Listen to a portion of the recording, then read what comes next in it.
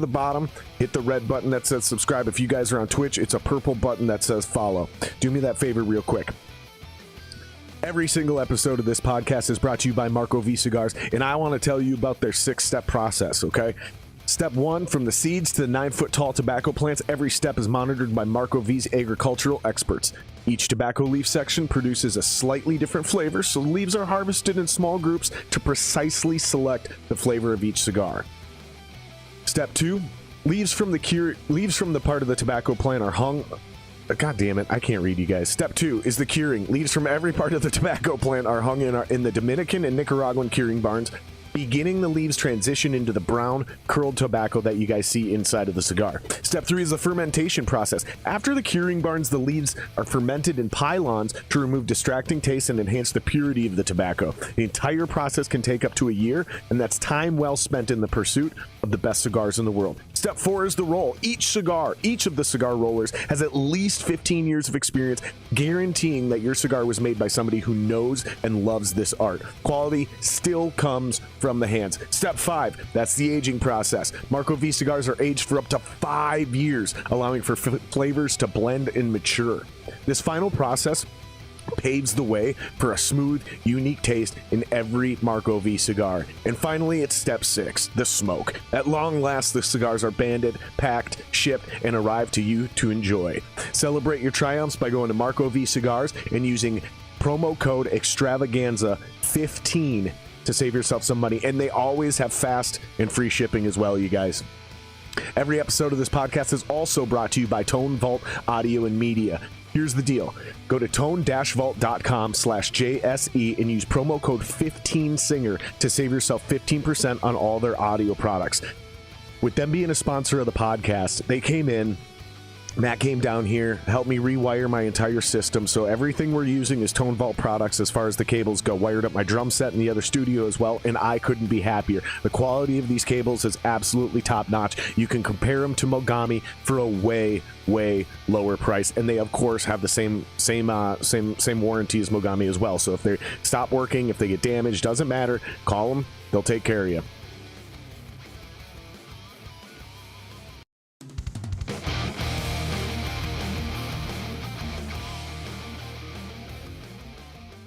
It's not fucking rocket science, dude. You don't need like months to prepare for it. You just fucking slap down something, dude.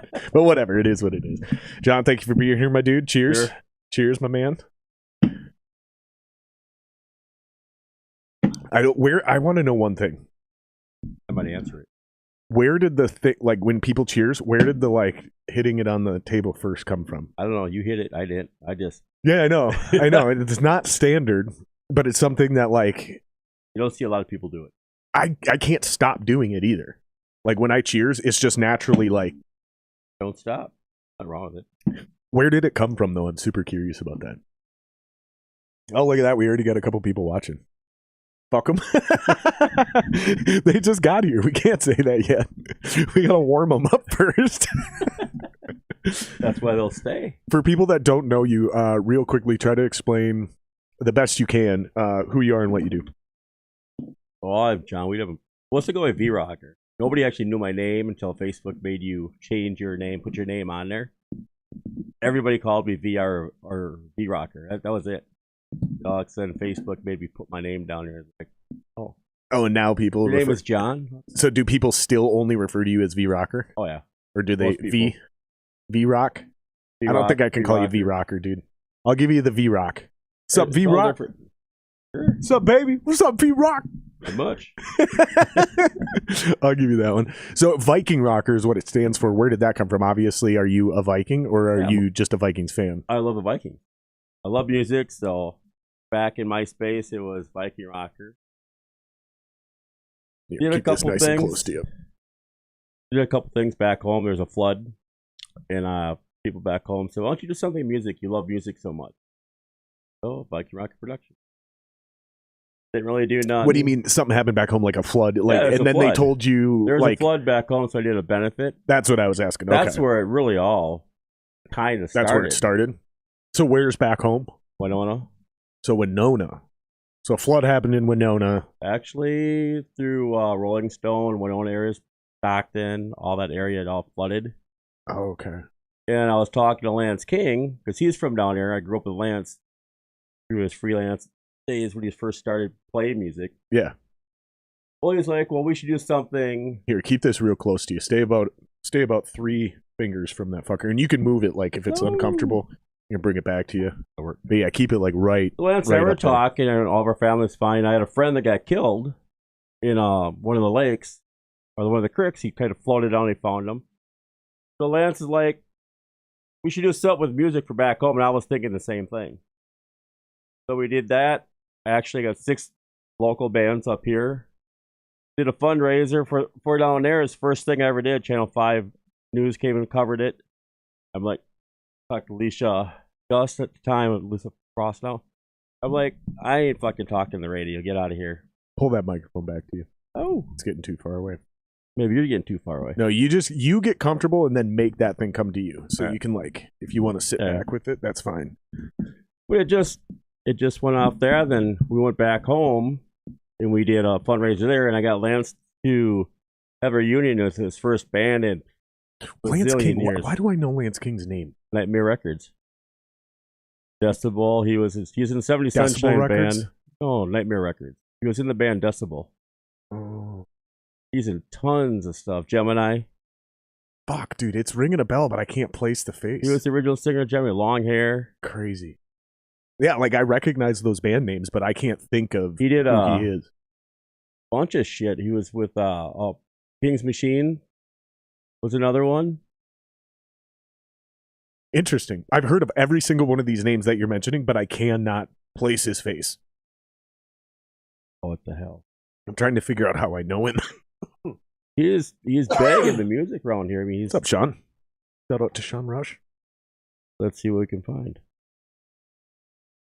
Okay, so there's a flood that happens in Winona, and people are like, "Hey," because you must have wanted to do something to help. That's what it sounds like. So yeah. See, I recognize him now. Well, Lance and I were talking, and he's like, "Well, we should do something with music." And I was thinking the same thing. I was gonna email him back at the same time. So he's like, "Can you do that?" I'm like, "Oh fuck yeah, I can do that." I did a town festival. I could do this, no problem. Yeah. So I got 6 local bands from up here. Did it. Channel 5 News came, and I had a friend back home that was in the Winona Post. She gave me a list of names, and the money that we made, I randomly wrote out checks, sent them. So we did a fundraiser. Here's some money. It's not a lot, but it's better than nothing. That's all we did. Didn't leave my name. Just sent it off. Huh. He gave me a list of names of people that got affected. So when it went well, you helped these people out. That obviously gives you a great feeling. Yeah. So where started that with benefits, fundraisers, stuff like that. That's where it started, like that. So what was the next deal you did? Oh, like was it just another benefit? Is that what it started off as? Is just benefits, or like when did you decide? That's when it started out. Then I went to Rocklahoma. What the fuck is Rocklahoma? I've heard of that, but what is it? Especially for the people that don't know. Rocklahoma is basically the sister of Rockfest. A lot of people don't know that. Rockfest, Wade at Rockfest started Rocklahoma. It was actually started the country. You look at the stages, same stage. Countryhoma? Yeah. Countryhoma? But it was cool. I mean, they had, when it first did it, it was all 80s stuff. I mean, it was great. For all the bands that haven't played for a long time. But I met a band called Dirty Penny. Got tight with those guys, their manager. Brought them up to cities. Did a show with them. The next thing you know, I'm getting emails from some national bands. Like Bang Tango, the drummer got a hold of me.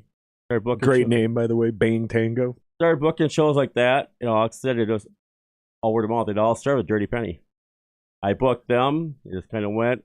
Another one came. So let's go back to this first one you did. So you get the wild hair up your ass. Well, it wasn't even a wild hair. It was like Inception. People were planting the idea in your head. So you wanted to obviously do something to help these people who were affected by this flooding. So you got to listen to names.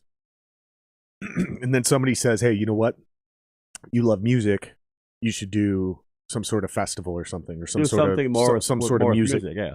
Something. And so in realization, you do essentially a benefit, a concert, a live concert benefit. How did you first go about booking the bands? Was it something where you already knew a group of musicians, or were you just a fan of a bunch of local bands? Like, what was your first steps in doing that?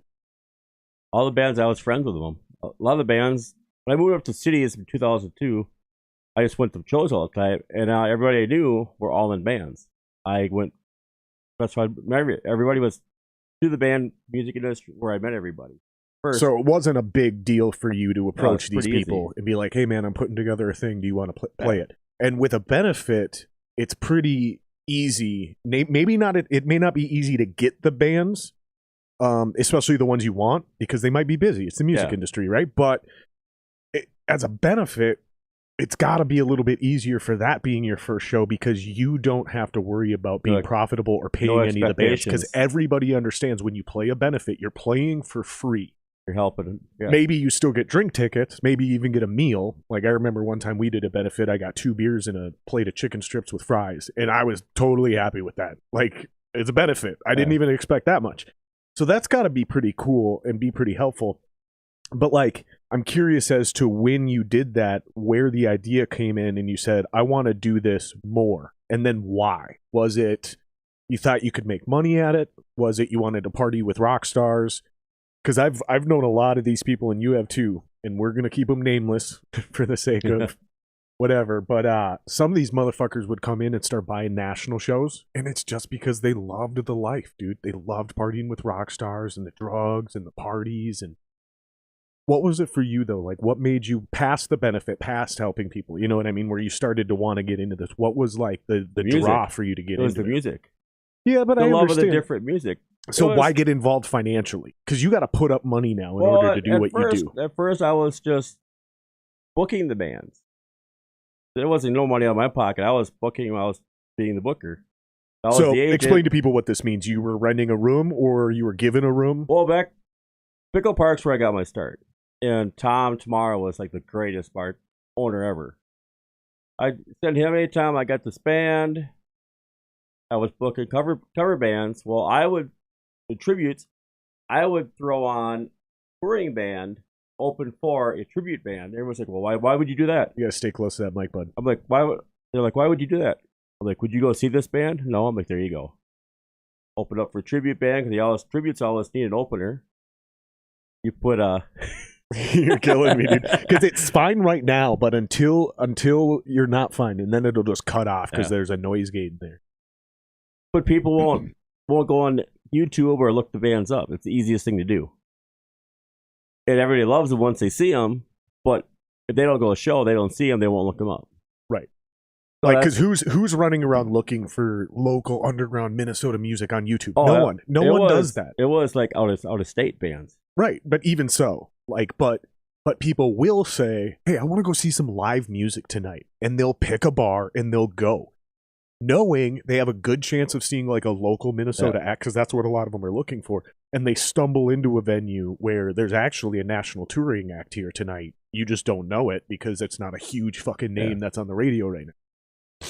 I think that's super interesting how that works. So explain to people how this started for you at Pickle Park. So did they hire you as the booker, so they provided the room and everything, or did you negotiate where you would rent the room?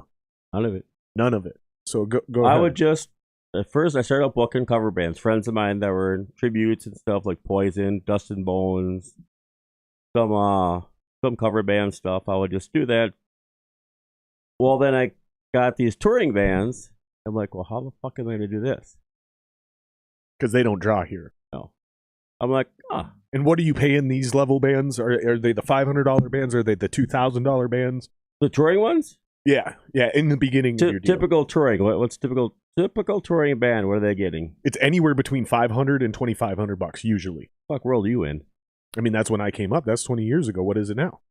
The whole time I was doing all the bands I talked to, $5,000. Their average getting was door or $200 was the average. Okay, That's all they got.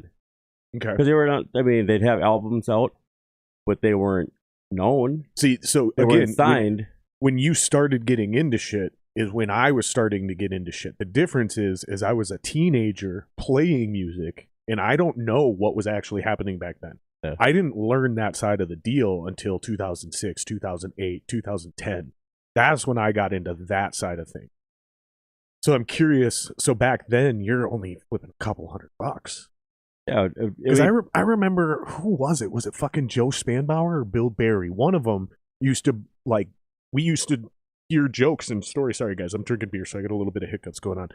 They used to kind of joke about how they got As They Lay Dying at Station 4 for $500. Avenged Sevenfold for $1,500. Yeah. But before they blew up. Mm-hmm. So that's why when I'm asking, so like, what kind of money are you playing with? Because there's not a lot of risk other than just them saying, hey man, no, we can't give you any more nights. You're not financially, it's not like Seven Dust where you're dropping $15,000 up front just to book them. And then you got another $15,000 at the end of the night. You know what I mean? Oh, yeah. I didn't do none of that. It was mostly booking the cover bands and tributes. I get an agent, someone like, hey, I got this touring band that can be through. Can you give me some dates? Well, I got this cover band or this tribute playing. I can throw them on there. Well, that's what I would do. I'd throw them on there. I'd get bands like during the week, like Wild Street. Ever hear Wild Street? Had them come through at 3 dates. Like, got all 3 dates. One was on a Friday at the old Star Bar. Yeah. $400.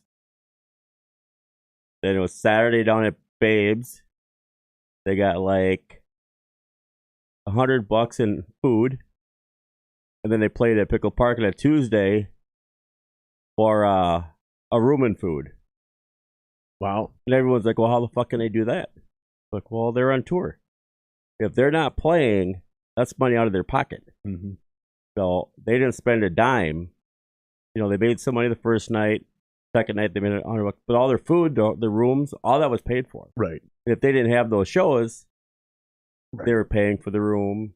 Yeah, and if you can provide me a good crowd, like something that shows up for a tribute band or a cover band, and they're genuinely interested in hearing original music, that's a great scenario for me because you're paying me a little bit of money and I have the chance to actually play in front of a good crowd where I can sell real merch, and that's where I make my real money. Yep. I don't make my real money off playing shows, not at that level, at that level at all. When you're I don't know if you... I don't even know if you would call them a national act. They'd just be a touring band. Yeah. Like your Baba Flex, stuff like that. Like a mid-level regional act almost, yeah. Yeah, Boba Flex, that's a great example of one of those bands. I wonder what Joe spent on that band.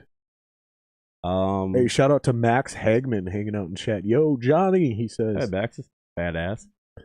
I wonder what Joe used to spend on Boba Flex. I bet you they were a $500 band. $800, yeah. I've done them. I've had a remember show Goodyear Pimps? No. You don't remember the Goodyear Pimps? They were a glorified cover band, but they were awesome. They did a cover. They did several covers in their set of original music. So they would do like Jenny from the Block. Okay. They would do Devil Went Down to Georgia, and then they would do Fuck Her Gently by Tenacious D. You know what I'm talking about? Yeah. Fucking awesome, dude. They were a great live band. One of the best live bands I've ever seen in my life. And yeah, these are the bands where they're not national acts, right? Because like what we define a national act is, you got to have like some sort of like hype or radio play or something going on, right? These are more like regional touring acts. National touring acts. They're national because they're touring all over, but they're not nationally known. Yeah.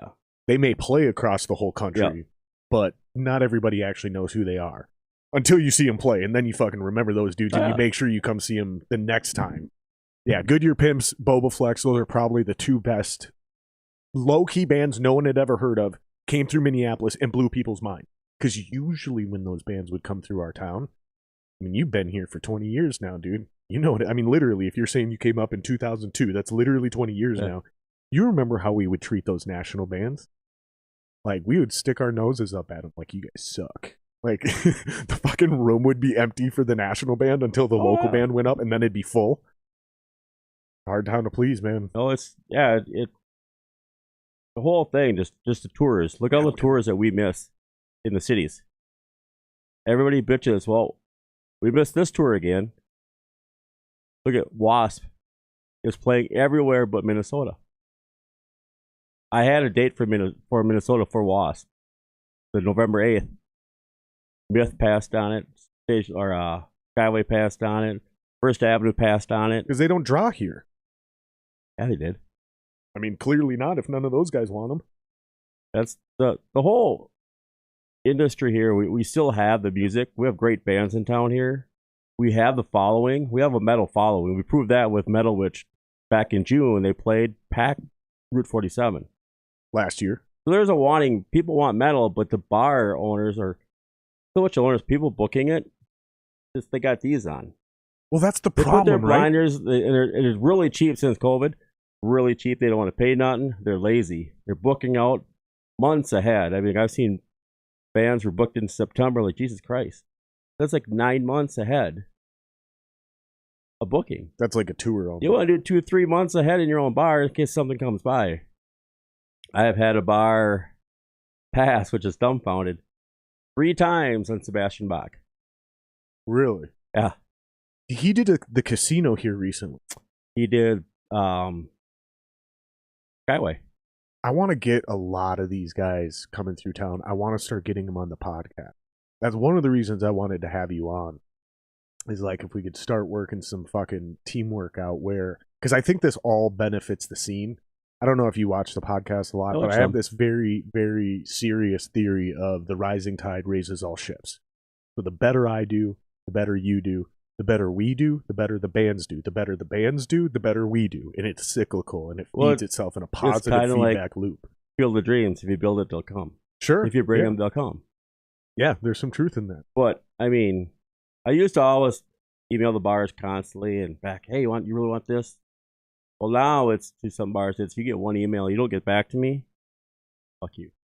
I don't have time to chase around a bar. So the final result's going to be no. Well, this is a big problem, right? Yeah, it's huge. The big problem is that we have bar owners who have live music. We don't have a lot of actual good music venues anymore. We don't have a premier venue no more. Pickle Park was the last premier. Then it was the park. Then after the park, we have... I don't even think that's ever been an actual premier place, and I'll tell you why. The layout sucks. Oh, yeah.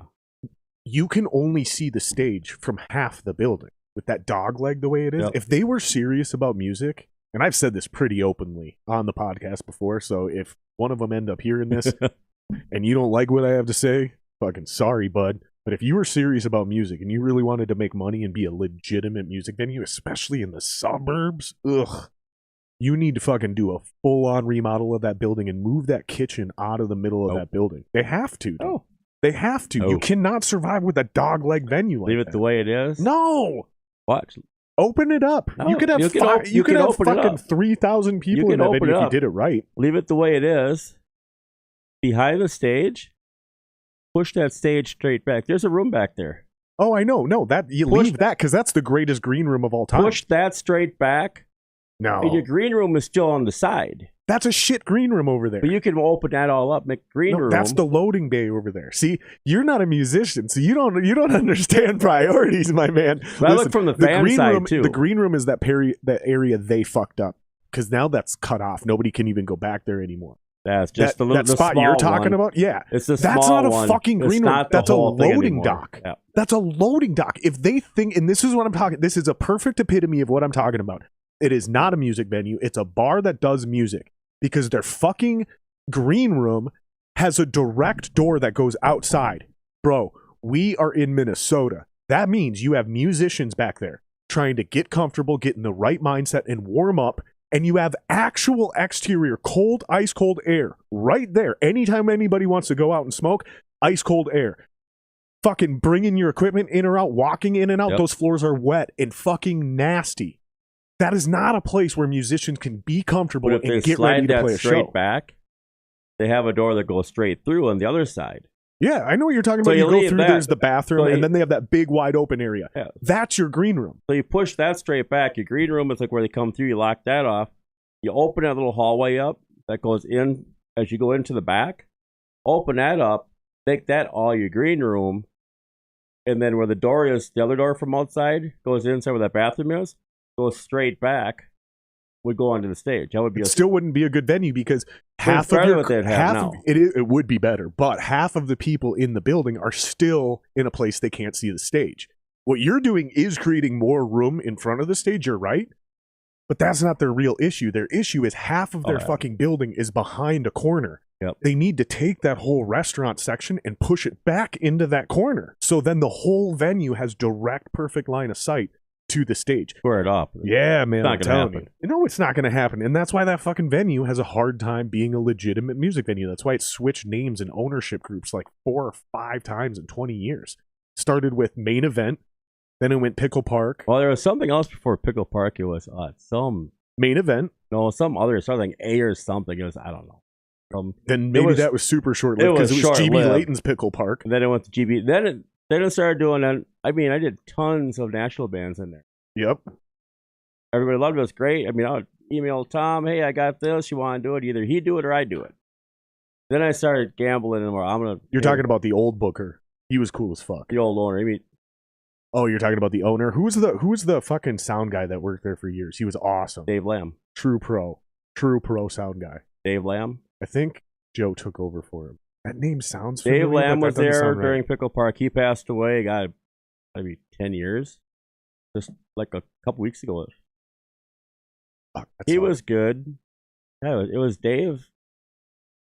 Joe just started within the last couple years. It probably was Dave then. Like, was he an old pro who had been doing it for a very long time? Was Sandy? Was he there? Oh, it was Sandy. Sandy was there for the main event. It was Sandy. Yes. That's who it was. Then after that, when it was Pickle Sandy. Park, then Dave Lamb, I think, was there for Pickle Park. He was there. Then he passed away. Then they had this. I'm not really sure who took over. They didn't really have a solid guy that stayed known like that. How close are you with Greg Chilton? Who? Greg Chilton. I know him. We talk. I mean, because he just took over the Skyway Theater, and I think that's going to be huge for metal shows because that's a real venue downtown. Oh, they have what, 5 rooms or something like that of different sizes. I think that's going to be big. Because there was somebody I had messaged. I think he was a kid, a younger person, someone younger. I brought up the Wasp thing. I mean, how much? That's the only thing that matters. Well, it was Wasp and Armored Saint. And it was, what's the price? I think it was $25,000 for both of them. Yeah.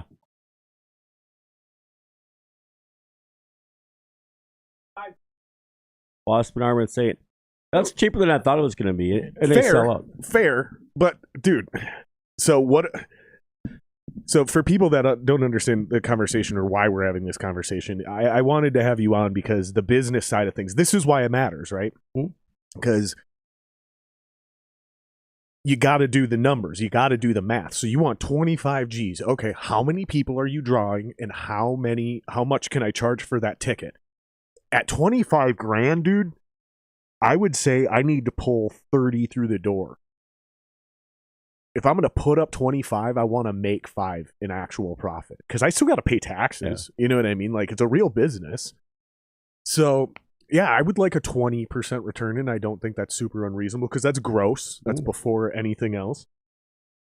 So, at $30,000, how many tickets do I have to sell at what price? I don't think Wasp can draw that. I just don't. I would have also passed on that. They've always done well. Every time they would play in the area back 15 years ago, whatever, they would always play in Wisconsin. Like Madison would book them. The guy that was booking over at Madison, I was friends with at the time, he said over half of his people that went to that show were from Minnesota. They did good in the Midwest. Minnesota people would go over to Wisconsin to see Wasp. But it's like that cult following. Interesting. Very. Because I remember when Seven Dust was 10 to 15 grand, and it was the same thing. It was like, well, they're not. We're looking at. I mean, they were. Yeah. At one point in time. There was a period of time where they were 30 grand because I remember it being 15 grand up front because I tried to get into this, right? And because I had a group of people that wanted to get into the industry, they had money, but they were fucking foolish. And I mean foolish, like literal definition of what you would refer to as a fool. Because I showed him this one band, and I can't remember the name of the band, but I got a list of, and this was from the rock, so same era, right? Probably a little behind you. I would get a list. I would get an email, and it would have a list of bands, and then I would go check the bands out just to see how good they were. Not, I didn't care if I liked them, right? No. Nothing mattered. It is, are they a good band? Are they going to draw? And then there was a website that I had access to through some other people. They gave me their login, and I was able to. It's like it's almost like a band's credit report. The Polestar. Yeah, fucking Polestar. That's exactly what it was. Got all the numbers. Yeah, so I can audit your ass. You pay, want exactly you can see everything. You can see exactly. how many. So I can audit your fucking band and see if you really draw how much you claim. Because other bar owners and venue owners will report what happened after you leave town. This band drew this many people. I paid them X. I made or lost this much money. And you can put that on a sheet and fucking decide whether. So, anyways, long story short, this band, they were only asking for $2,000, and I did the math. They were a great band. I was like, bro, I can put 3 local bands on this bill and fucking fill that fucking room, and we can make like $8,000 then. So I'm presenting this to a couple of these people that want to get into the industry, and this happened multiple times. This is just the best example. Yeah. And they were like, I don't really like them, and I was like, that's not the point. And they're like, yeah, I'm just not feeling it, dude. I don't really like this band. And I was like, you don't know how to do business in the music industry. This is literally irrelevant whether you actually like them or not. It's, can we make money booking this band? And dude, it was so fucking hard to fucking get people to understand these concepts and get them to move forward with shows, dude. That's the bar owner so people fucking booking. frustrating. That's the people booking bars now. So that's what you were talking about before we started the podcast. That's what you mean by that, is there's a bunch of fucking bar owners that basically they want a party. They don't understand how to make money in the industry. Or they don't care about the music. Well, they shouldn't. They should care whether they can draw and bring people through the door. Yeah, you can do your bar, you can have your food, you can have that. But you get the right band in there, that's part of your business. They're helping you sell. Yeah. Someone said, "Look, my job's not here to play music. My job is to make those tills ring." Yep. Right. But if you get these, you gotta spend money to make money. Right. But you come in there, you got someone's like, "I'm gonna do a national band." Thanks, Colin. Appreciate that, bitch. I'll pay for it. Are you open to stay? Well, no, it's booked. I respond back, "Well, you bumped bands before. I'm not bumping them." What the fuck? I am paying for Dangerous Toys. All they have invested is paying the light, sound guy, and food for the band. That's their investment. Yeah, it's so interesting too, right? I scroll through and okay, it's got to be like a Hairball or some band that draws very well. I go through and like, are you kidding me? It's this mediocre band that's really not that good. And you're going to pay more money for that than if I were, you're going to make way less money. So it's frustrating. And people are like, why don't you do more shows there? I'm like, well, and this is the thing, dude. Like, people like me, I may not have any, like, weight, behind what I say. But what I say means something, because usually how I feel represents how a lot of people feel. Yeah. Right? I'm not this crazy, progressive, genius thinker where I tell people a new way of thinking about things. I mean, I guess every once in a blue moon I'll have a moment, but usually it's more of a, like, this is how most people feel, and the reason you're not hearing it is because people are afraid to say it. Wow. Well, I'm not in a band anymore that gives a fuck about these local politics. And now I run a fucking podcast where we get to talk in open format about this shit. So the biggest fucking problem is exactly what we just laid down, and we need new people to come in and somehow kind of slap these fools upside the head. Like, dude, we could all be doing so much better. Like, you could be making more money. The bands could be fucking doing better. People would have something to do on a fucking Wednesday night. I mean, we've talked about nostalgia so much on this show. You were definitely part of the scene when you could go on a Tuesday, Wednesday, Thursday night to almost any venue in town and have a very good chance of seeing a great band that just showed up on the scene. And 6 months from now, they're going to be opening for a national at First Avenue to a sold out crowd, because that's what kind of town we're in. But then something happened around the same time that you and I got into the scene. Around 04 to 06, all the bands broke up. Joe, Bill, Shannon, everybody retired. I was just starting I even started doing the shows yet. Mm-hmm. I was just seeing like, oh, that's cool. There's money, but it was getting the bands that I like that weren't playing. Well, how the hell is this going to happen? I said, well, the way it's going to happen, I need to do it. And it's interesting too because like I remember when you first started doing shows. No disrespect, you weren't very good at it. Like the benefits might have gone well, like the bigger things, because I mean, when you get enough bands together, it's naturally going to come to its thing. But like, it was because I would never say that we were ever rivals, because that's never really been my vibe. But I booked shows locally for a long time, and I was fucking good at it. Our shows fucking drew. The bar owners made fucking money, and the bands always got paid. And there was not everybody could do that. What was your learning curve? Because now the shows you do pretty fucking well, like comparatively to what other people are doing in town. So what did you learn along the way as a booker to be better at your job? Is it just the quality of bands that you were able to get your hands on, or what? Oh, kind of both. It kind of, as I went, I mean, I came from like Winona area. I mean, there's nothing down there for music.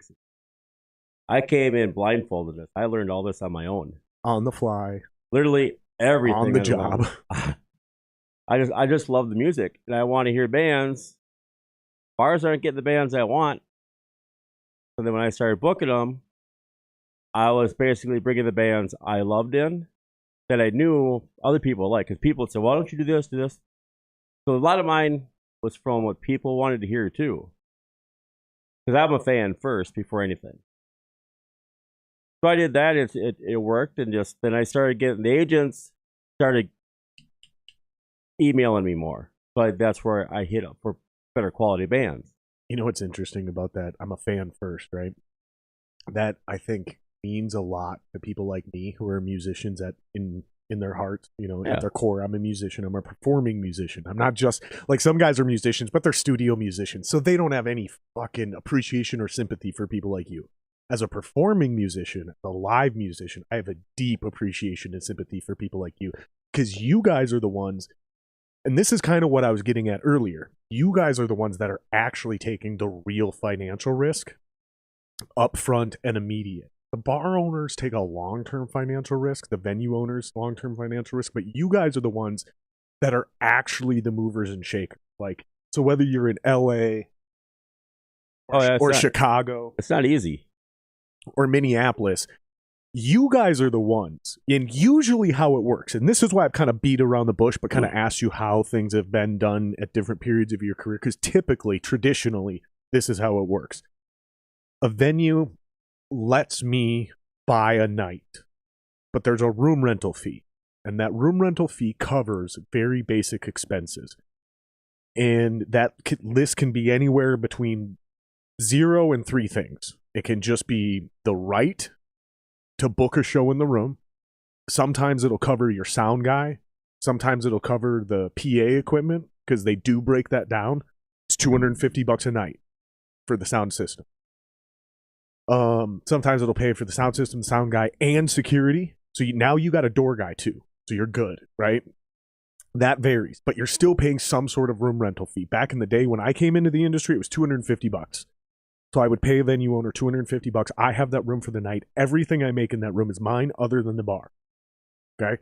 So if I have to pay a band $2,000 come into town, I'm looking to make 3, 4, 5, 6, 7, whatever, because I still want to pay my local bands as well. Those guys, when I came up, when I was being taught the ropes, when I tried to get into that world, it was, what I was taught is you lose money, lose money, lose money, lose money, and then make a lot of motherfucking money on that 5th or 6th show, and then you're lose, make a lot of money. Is that even remotely how it's done anymore? Because that's 15-year-old information.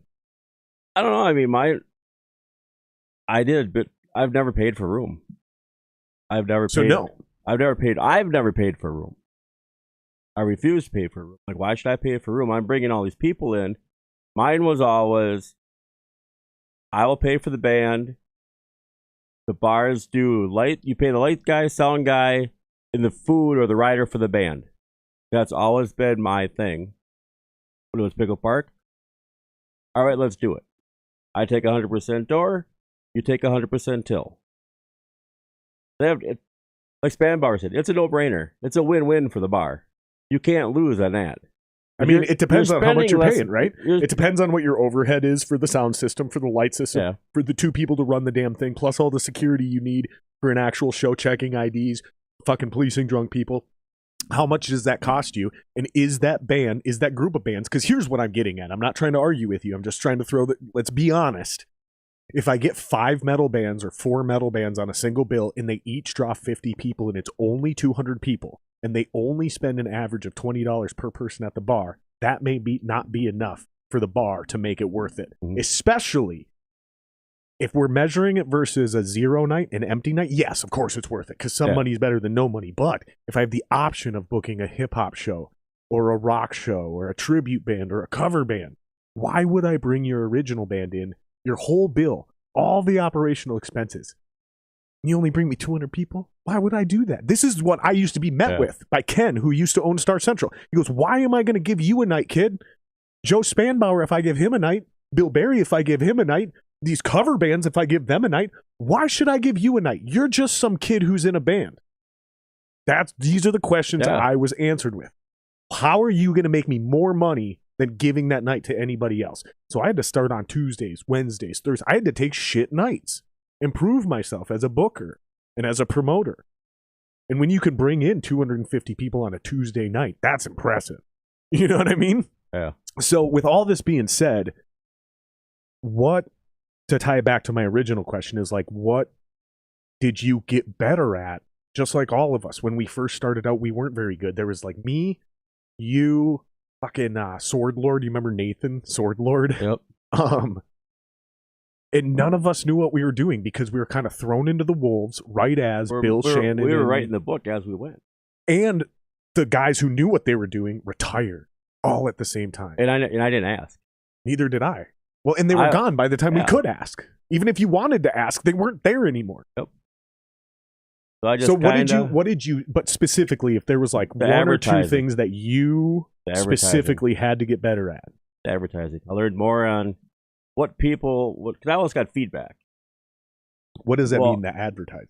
I didn't know this band was playing. Like, okay, what am I doing wrong? Why didn't they know this? So I would go there now. Okay, I would do more. Then I do more what? More advertising. But what kind of advertising? I would be out on foot, like the old days. Like flyers? Putting flyers up. Okay. So you're pounding the pavement. Got you. I had the list of places you could go. All the record stores. Same as the bands did back in the day. I was doing that on foot. But as it went on, and as I was doing more shows, it also helps to have a venue. That helped. I was doing all my shows at Pickle Park. So that was the go-to. That was the go-to there. Then it started at Pov's. So those were the 2. And Pov's didn't advertise everything. Nothing was advertised at Pov's. Spanbauer and I did it all on. We ran their Facebook page. Joe and I did all the posting to get the bands there. Gotcha. But that was my biggest thing, is learning the better way to promote. I used to do like little videos, put together something, the band's coming. And then when I had cover bands, I used to do Pickle Bars, because the 2 screens that come down, I would play videos in between changeovers, which everybody loved. Yeah, I think you stole this idea from me. I would throw bands in I loved and throw bands in that I was bringing up. I think you stole this idea from me. So do you remember in like 2005, 2006, I was in a band called Solace and Ashes, and I got Star Central on like a Friday or a Saturday night, and we did the Army of Darkness tribute show. So while the bands were playing all night long, I got Star Central to pull their fucking overhead projector screens down, and they played Army of Darkness on the wall the entire night. Oh, yeah? Yeah, and we catered in food, so there was like We had free sloppy joes and fucking pasta salad, and we had some shit. Oh, dude, it was fucking. And then immediately, like within the next 6 months, I seen that kind of thing happening all over town, dude. I started so many ideas in this town that I never get credit for. The Wicked Moose in Rochester. Oh, no shit, huh? I was doing stuff there, and I knew the light guy enough. They were doing it. I'm like, that's fucking brilliant. See, Sword Lord got mad at me when I did that because he's been trying to do something like that for years at his movie theater he owned. Yeah. And I did it once on a whim because I realized, here's what my mindset was, right? I realized all the legitimate headlining bands had broken up. So nobody could actually draw 500 people by themselves anymore. Just wasn't a thing. Because that was the goal, remember? The headlining band drew 500 people, and the other three bands need to total 500 people. So I think it was like fucking 250 people, 200 people, and 50 people. So 5, 250, 2, and 50. I think that's how it worked down the bill. These were Joe's numbers and Bill's numbers. They had it figured out. And I suddenly realized nobody could do that. And everybody was just recycling the same fucking 16 bands. Same time. Yeah, and so everybody was just drawing 200 people total. Like, that's what you drew to a local metal show all of a sudden. This is what our world became. Like, it didn't matter what bill you put together. It's the same 4 bands. It's not really 4, but you get my point. Yeah. And they're just drawing the same 200 people every night. It was like that at The Rock. Yeah, so exactly. Star Central, The Rock. This is before those venues closed down. And so we started doing events. Like the show was a themed thing. So we did like the Valentine's Day Massacre. We did fucking 420 shows. We did Army of Darkness tributes. We tried to get creative and make it something more. We started giving away like gift bags and raffles. We started partnering with different sponsors and shit. Dude, like, we had to do whatever we could do to get people out to shows, and it worked. It worked. The event thing helps, because that's what I was doing. That's why people go, why don't you didn't just do a show, you made an event out of it. Like, yep. If I had 3 bands, I would have Evolution of Rock. I had a logo for it. I had the Evolution of Metal. I mean, I had logos. Where it'd stick out more. So let me throw an idea at you, right? This is something that never caught on. No one listened, but I still to this day think it's a genius fucking idea. And we're just being honest, right? Neither one of us are musicians. Neither one of us are in bands. Neither one of us are trying to kiss each other's ass to book shows with each other. We just want the music here. Check this out. Too many bands, this is my theory. Too many bands do CD release shows, and no one gives a fuck about your band or your CD release show. Yeah. Including your own fans, right? Because they can just get it They online. already got the CD. However, what if we flip that on its head? And instead of doing a CD release show, you release your CD, you go on tour for 6 weeks, and you haven't played a show for a while in town, and you don't play a show for a while in town.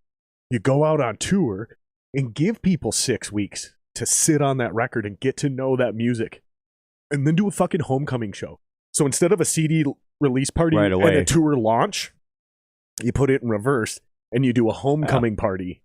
And a CD celebration, or whatever the fuck you want to call it. You go and play, and then you couple it with you're doing this massive social media campaign because you're out on tour, you're supporting your own record, putting clips up online, right? So you got that Instagram, that Facebook presence, you're that TikTok, hunger. Yep. And then by the time you come back home, people know the music, they're excited to see you again. Your literal friends and family members actually miss you because they haven't seen you in weeks in real life. That idea never caught on. No one was listening. Everybody thought I was dumb. In some bands, I was just 20 years early. I'm fucking serious. I ain't even trying to be humble about these ideas, dude. Like, well, like some bands, when I have my moments, I have my moments. They play too much in town too. Yeah, for sure. When I was booked in Decibel, they wanted to book in at Pickle Park. Tom wanted them for the whole year because I want to book them all through the year. So I called PC. I'm like, Tom wants to book you out. Is Decibel a cover band? Yeah. So how often does that mean? What does that mean the rest of the year? Because I've heard of house bands where it's every weekend. They just want to fill out through the year, but every 4 weeks, whatever they want. They want to book them out the whole year. Once a month? So, because in original, I don't think you should play in town more than 90 days. I called PC. I'm like, okay, Tom wants to book you. I mean, I struggled to get him in there. Tom had him think of somebody else. Once he got him, He loved them. He goes, we got to be here the whole year. So I called PC. I'm like, how often do you want me to book you in? Every 4 weeks, 6 weeks, and every 12 weeks? That's smart. Very smart. Yep. Because he said, if we want to do a show down in south of the river, we could do it 6 weeks in between. Yep. And it gets people hungry. That way we have bigger crowds when we do play. So in a cover band, now it's every month. Every cover bands are playing too much. I've always said cover bands are really tributes to each other. So cover bands are starting to adopt and it's not like I broadcasted this to the world. It's just we're coming to the same conclusion. Cover bands, original bands in town once every 90 days, no more. Well, Dustful was about 10 years ago. But now it's every band. They're the only band. It used to be 6 weeks. That Joe's old rule was 6 weeks. No more than once every 6 weeks.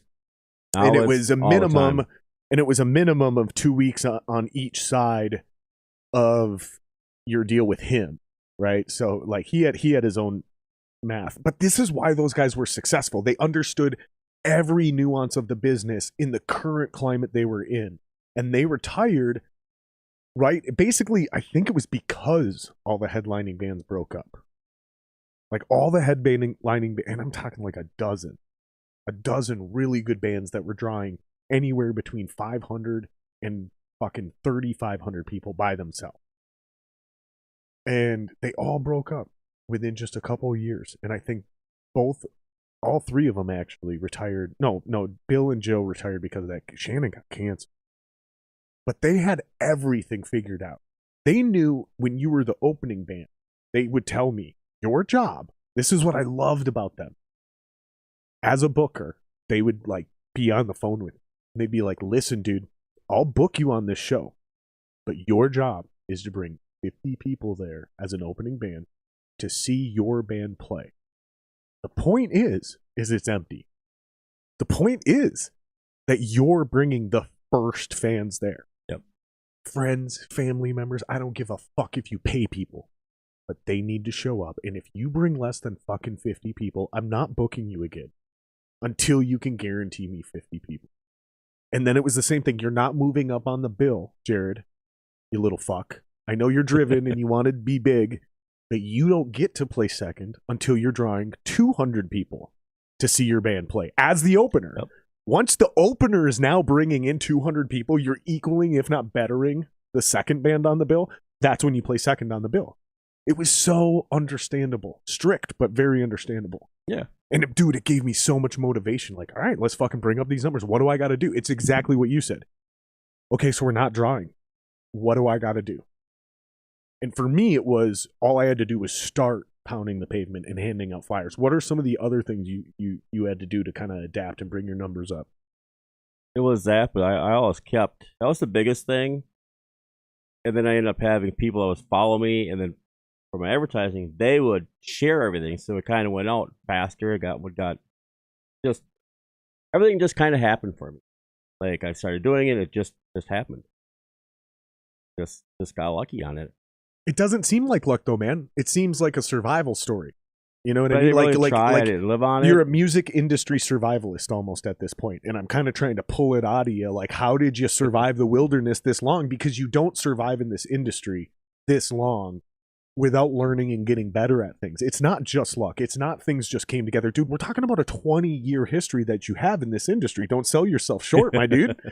You know what I mean? You definitely learned. And why I'm saying you start out not knowing a thing. Exactly. First, it was some friends like, "Hey, you want to book my band? I hate booking. All right, I'll try it. See what I can make." Well, wasn't too bad. I got a few bands, got it booked in. So all my money that I was making from my commission, I built that up. That's when I turned my money around to a show, and that's where it all started. And I did the first one. And I was making, not a whole lot, but I was covering. But I was stressed out. Before the show, I'd be sweating bullets. I'm like, there's nobody here. I'm looking at watch. I'm like, 3 hours before the doors open. I'm already sweating. But I've always done well. But I've learned if the bar doesn't do any advertising, it doesn't matter what I do. If you call the bar and ask about this show, and the bar doesn't know what's going on, all my advertising, kiss it goodbye. Right. Because I did that at 47. I had Grim Reaper. 32 years since they've ever played Minnesota. That'll be a great night. People talked about it. I had billboards up on 494. I had on Hastings. 32 years? Since they played last time. I could have told you that was going to bomb. I could have told you that show would bomb, dude, easily. But people called. Nobody knew. The bar said they know nothing about it. After I did it, I didn't know they were playing. Well, it's because you called the bar said nothing. Normally, those shows, because I do risky shows. Dude, I did the Tyrants opening show, right? One of the most embarrassing moments of my life. But I think it was great for me and my band at the time. But we dropped like $5,000. We did a pig roast up at campground in North Branch, Minnesota. We did it intentionally this way because we didn't want any industry people there. We didn't want to embarrass ourselves in front of the industry. We wanted to embarrass ourselves in front of a bunch of yokels, right? And my family's from that area, so I know it's just a bunch of beer drinking, fucking partying people. So I'm like, let's go fucking play some rock and roll in front of a bunch of drunk people, right? Like, they're not going to give a fuck. We'll do a pig roast. Like, yeah, it's going to cost us a shit ton of money, but like, it'll be dope. It'll be great. We put on this entire thing. It's a small festival, basically, right? It's at this campground in North, and we're selling tickets. I don't remember what they were. It was 20, 30, 40 bucks, whatever. It was your camping pass for 2 days, plus beer for the entire weekend. You got a cup, right? With your, like, we had it figured out with like initials and shit on it. Mm-hmm. And you got basically free beer all weekend. It wasn't really all weekend. Like, we opened the bar from certain times, but we had like fucking literally 30 or 40 kegs in a refrigerator, in a reefer truck. It was amazing. Except, I don't know how early this started, but when we started pushing up flyers up into that area and we started advertising and pushing and paying for the original MySpace and Facebook campaigns, people started calling the fucking campground and they'd go, oh, no, that got canceled. That's not happening. Because one person who didn't have any say, didn't like it, didn't think it was a good idea, and they had the ability to sabotage the entire thing. So the entire time, I found out about this like a week before, like 1 week before it was all supposed to go down. I found out about it. And I drove up there and lit the fucking entire management staff up. And they were like, we don't know what you're talking about. They all looked me dead in the eye. And they're going, no, the whole staff is here. Everyone, and no one is answering the phone saying your thing is canceled. And I go, so you're trying to tell me that I have dozens of people calling me and all making up the same story? They've all fabricated the same story? Like, they sabotaged the show. Yeah. Oh, dude. Oh, you don't even know how. I've had shows that bands that did really well. This is why your industry and people like you are crucial. Because, like I said, I tried, dude. I'm not willing to do it anymore. I'm not putting up all of my money so 4 bands can fuck off, or so a venue owner or a jaded employee can fuck me. I'm not doing it, dude. So hats off to you, man. That was the point of that story. That's like, where it gets hard. Yeah, I mean, I don't think a lot of people like watching, listening, fans, musicians, fans, attendees, I don't think they really appreciate that. No, they just think like, oh, I fucking love the music. Well, it's like, dude, you love the music, but other people are putting their asses on the line. If I lose $5,000 often enough, it's gonna be gone. I mean, dude, like then people are habitual. How come you're not doing shows no more? Because you fuckers weren't coming no more. Oh, we don't have any good venues, man. Yeah. I've heard all of these complaints, but all of it's true as well. Right, but it all works together in concert, and that's what I'm getting at. When it all clicks with the bar doing their part. Like, I would make a flyer for my Facebook page. I would make a flyer. I made special tickets for the show. A batch of the flyer. People liked it because they said they were souvenir tickets, and they would have the fans sign it. Thanks for your Thanks for your subscription, Jody. I appreciate you. Don't worry, she's blocked. Trying to talk shit like this is not exactly the classiest thing to do, Jody.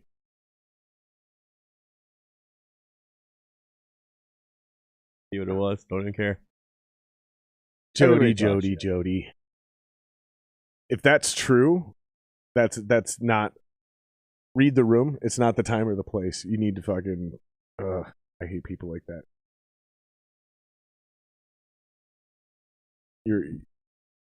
That's equally inappropriate of what you're just talking about. Like, I don't know what's wrong with you. But thanks for your sub, Jody. Appreciate you. Appreciate you hanging out and jumping in chat. Didn't even see it. Don't even care. But it's crazy. There's no place to go. Before there was always everybody went there, like you said. That's the bar that's going to have a good band. Whether you go there and look, see it, you know there's going to be something good. We don't have that venue anywhere anymore. No, I mean we have like venues like that. So we have First Ave and Fine Line and shit like that. But the problem is the bigger ones. They're owned also. They're all owned and booked by that fucking LA Management Club.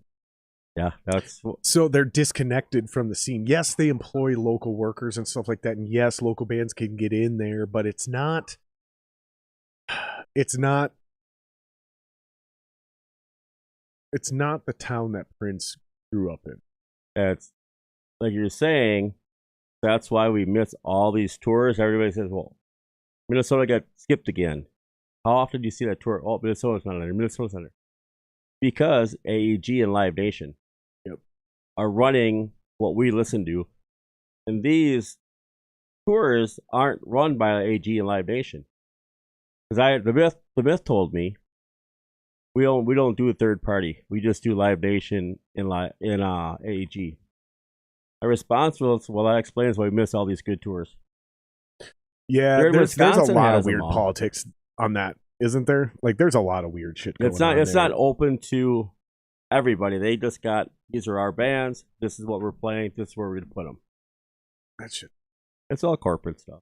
Well, it's like the radio. We're jammed down what they want us to hear. So let's try to get proactive, right? So let's try to think forward and like be creative and constructive. Like, one of the things I felt I could do to contribute and help the industry here in our town become more stable and more profitable was creating a Rogan style podcast. Like, when I decided I wanted to start a podcast, I had long conversations with myself about like what it looked like and sounded like and set design, to also like, well, what's the fucking point?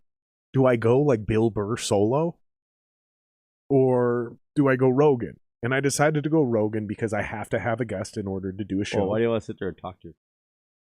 It's more about what you're trying to accomplish, right? So, like, if you want to tell people stuff and talk at them, then you do a solo thing.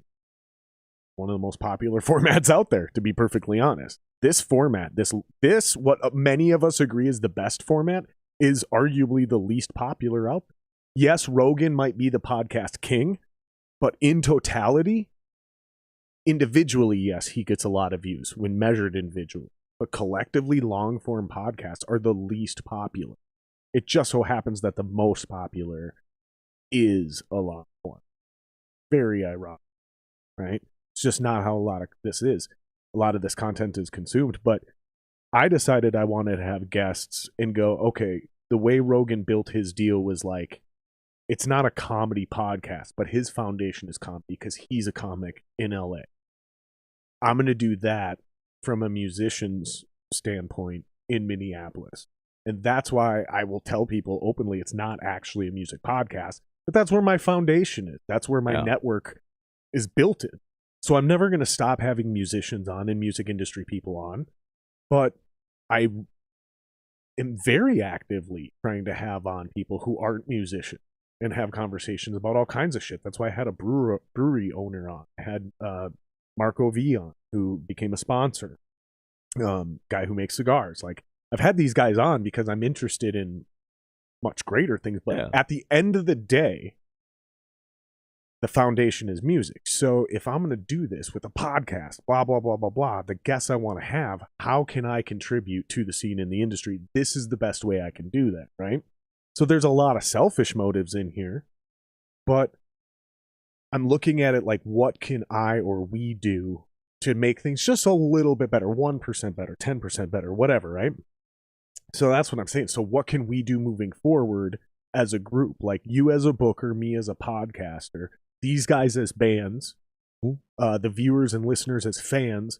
Like, what would you say is the easiest, simplest step that we could take? And you could take any of those, right? You could take me as a podcaster, you as a booker, them as band members and performers, or people as listeners and fans. Pick any one of them. I got to piss while you answer this question. But what is the easiest, simplest step for any one of the four of us to do you The think? easiest? Or simplest that any of us can do, including myself, to contribute and help make the industry better? Because again, my theory is rising tide raises all ships. So the better we all do, including the fans, whether it's access to shows or fucking whatever, the better all of us do. Same thing with me as a podcaster. The better I do, the better you guys do. The better the bands in this town do, the better my podcast gets. It's as simple as this. I really believe this, and maybe I'm wrong, but No, I mean, Go ahead. It takes all of them, but it comes on the fans. The fans got to come to the shows. If the show is not packed, I mean, you're not going to get nothing. It all starts there. Getting the right bands too, but you got to help everybody out. Not just one thing. Like the bands got to bring their people, but fans got to be more open to every band, support the whole scene versus a handful of them. That's where a lot of it falls back. Some won't go see it because it's not their thing. But go with your friends, be the designated driver or something. But they're not doing it. More people are staying home. You gotta kind of follow. How was it? What I'm thinking of. You'll have bands that will play. They say they have all these fans and stuff. And you see they got fans, and all of a sudden they play. But where's the fans? How come they didn't show up? What are they doing? So they're not doing their part, which makes it rough for the band to get their next show. Well, you guys didn't draw. Without the draw, there's no industry. There's nothing. It all starts with the fans supporting the scene. But it takes every one of them.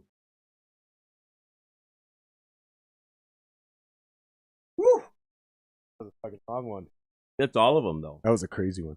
Everything is involved. But I think So for the fans, it's just go to shows. It starts with the fans. It's not even so for the, because it's in. I'm going to start asking this question to everyone, right? Like if you're in a band and you come on the podcast, I want to know this, because what should the fans' first step be, right? Should it be subscribing to your Patreon, following you on social media, attending shows, right? So in your opinion, it all comes down to going to shows. That's where the culture starts for you. For the shows, to make the shows to be a big show and stuff, to keep them going, the fans got to come, but the bands have to get out there and push their shows. Like you said, do the links, keep posting, make your page alive. Like there's something always going on. Like a different member going there and say, this is Joey, lead singer. How's everything going? Next one, a couple days later. You got to keep active. You got to have the communication. So we got to get fans to shows. So to fans, your first step, come to the shows. Okay, so as bands, though, how do we get people to come to the show, right? So bands need to get more creative about their promotions. They got to continue. Whether it's online, whether it's in the streets, physically pounding the pavement, probably a combination of both, if we're being honest. Well, I've watched. I would do shows. I would watch the bands I booked. You see nothing on their page until it gets close to the show. It's like, no, start right away. This is where I'm curious, But right? you got to keep. So back in the day, we had a rule, though. Slow down. Back in the day, we had a rule. And I'm not saying this is still the rule, but there's a version of this rule. Back in the day, we booked 60 days out, but we intentionally did not promote a show until it was 2 weeks beforehand. And the logic was simple back then. This is before MySpace, right before MySpace, but before MySpace and Facebook and any of this. We still didn't do it for 2 weeks. And the reason was because if you did it earlier than 2 weeks, people would either forget or they eventually would think the show already happened. So you had 2 weeks before the show and you would blitz campaign and coordinate it. And this was true with bands like me, where we printed off 1,000 black and white flyers on neon colored paper from Kinko's. This was true with bands that were headlining First Avenue at the time, like Skyway, where they were putting out 5,000 full color glossy flyers, fucking nice 6x8 or whatever the fuck they were, 4x8, I don't know, 4x6 I think is what they actually were. Double-sided, super high-end hand flyers, beautiful graphics. I remember this. And then they also, still to this day, will get a billboard on the side of one of the freeways. Every single time Skyway plays in town, Skywine plays in town, still to this day, they will fucking get a billboard. Doesn't matter. Back then, it was still 2 weeks. So with the internet and ADD and immediate consumption, I'm wondering if it should be longer than that. I'm not sure it should, because 2 weeks is the right amount of time for people to make plans, figure out what they're going to do. Any longer than that, I'm afraid they will forget. You keep on doing it. There's 2 weeks. Oh shit! I already got plans. That's what I'm wondering. It's a faster pace. These fucks had data, though. These guys knew. It was a science. There was no arguing about these things. There was a way to do this shit. They had it all figured out. I remember when Bill told me one of the most powerful numbers I ever heard in my life. He said 2%. And I said, what? He said 2%. I said, what's that mean? And he goes, 2% of your flyered audience will show up. I started showing up to every Target Center show, every Metrodome show, every fucking Excel Energy show, because I suddenly realized every time I pass out my flyer, I have a 2 out of 100 chance that that person's coming. The more flyers means the more people. That's one of the things that my bands did very deliberately, but it's because these guys gave me numbers and metrics and things to think about and goals to achieve. I need fucking 50 people. I need 200 people. I need 500 people. 2% of my flyered audience shows. I can do this math. We don't have this kind of organization and direction anymore. This is what I think is missing. We already established we got bad venue owners, or we have bar owners who want music. We don't have real venues anymore. Yeah. And the ones we do have are all owned by this LA thing. So we got an option there, but it's not enough. So we need that, but that'll come naturally. Well, like you this said, is one of the things I think the bands are doing wrong. And this is one of the things I think we're doing wrong as the wiser, older generation. We never figured out the new numbers. We never figured out how to adapt to Facebook and Instagram and, how much dollars do you spend on an Instagram ad? When you do that, how many percentage points of those people that your account gets exposed to and your ad gets exposed to, how many people actually show up? Is it 2%? Is it 0.5%? We don't know. Yeah. We're not centralized. We fucking became, like the Wild West, dude. And I still don't think we recovered. So that's one thing I think we need to figure out. You can go on like on Facebook, this thing. You can go there. It'll show you data, like numbers, who's looking, age thing, men, women. It'll give you all that. It started doing that right as I had dropped off for a while. Right, but how many of those people actually show up to a show? So, because that's what we're talking about. What do we always right? say? We always figured maybe. Hey, what's up, Joey? Joey Moya, Sweaty Pedals. Shout out to Joey. That's my guy. Yeah. Maybe showing up with the big dick energy. Let me ask you a question. I accuse Joey of having steal your girl energy. Do you know what that means? He took it totally the wrong way. He took it like he was going to steal your girl from you. I figured Joey would do something like that. Like, but no, he wouldn't. No, he's way too nice. Well, he would think of it that way. Yeah, he would take it that way because he's such a nice guy, right? He's like, whoa, I would never steal anyone's girl. It's like, that's not what steal your girl energy is. Steal your girl energy is like, I don't want my girlfriend to see you or meet you because she will immediately fall out of love with me and fall in love with you because you're so charismatic and beautiful and like, steal your girl energy, right? I'm married, so I don't really have to worry about that shit. My wife's my wife. Like, ain't nobody getting my wife. There's a reason she married me. You know what I mean? Like, we're good. But, so no offense, Joey, you ain't got to steal your wife energy, but he's definitely got to steal your girl energy. Would you agree, though? He's got to steal your girl energy, dude. Like, I don't even think Joey needs to be in a band to have steal your girl energy. When I first saw Uncle Daddy, I didn't know they were from town. No shit. I saw them with, can't think of the band's name. You want a beer? No, I'm taking over these, so. Yeah. It was, I think the Issue. Cadillac, that religious band of Nebraska. And I was friends with those guys. So I went for that show. The Issue? The Issue was there, and it was, God, I can't think of it. It was a religious band from Oklahoma. The drummer for the Issue Rocklahoma used to play with them. But I went there to see them guys. Colin of the Issue used to play with this other band? Yeah. Colin, if you're still in chat, who are we talking about? No, it's not Stormbreaker. No, they're religious. Yeah. Colin from the Issue, if you're still watching, buddy. Who are we talking about? You used to drum for him, apparently. They're religious. It's not Outlaw Saint, is it? No. It's not Stormbreaker. Chaotic Resemblance.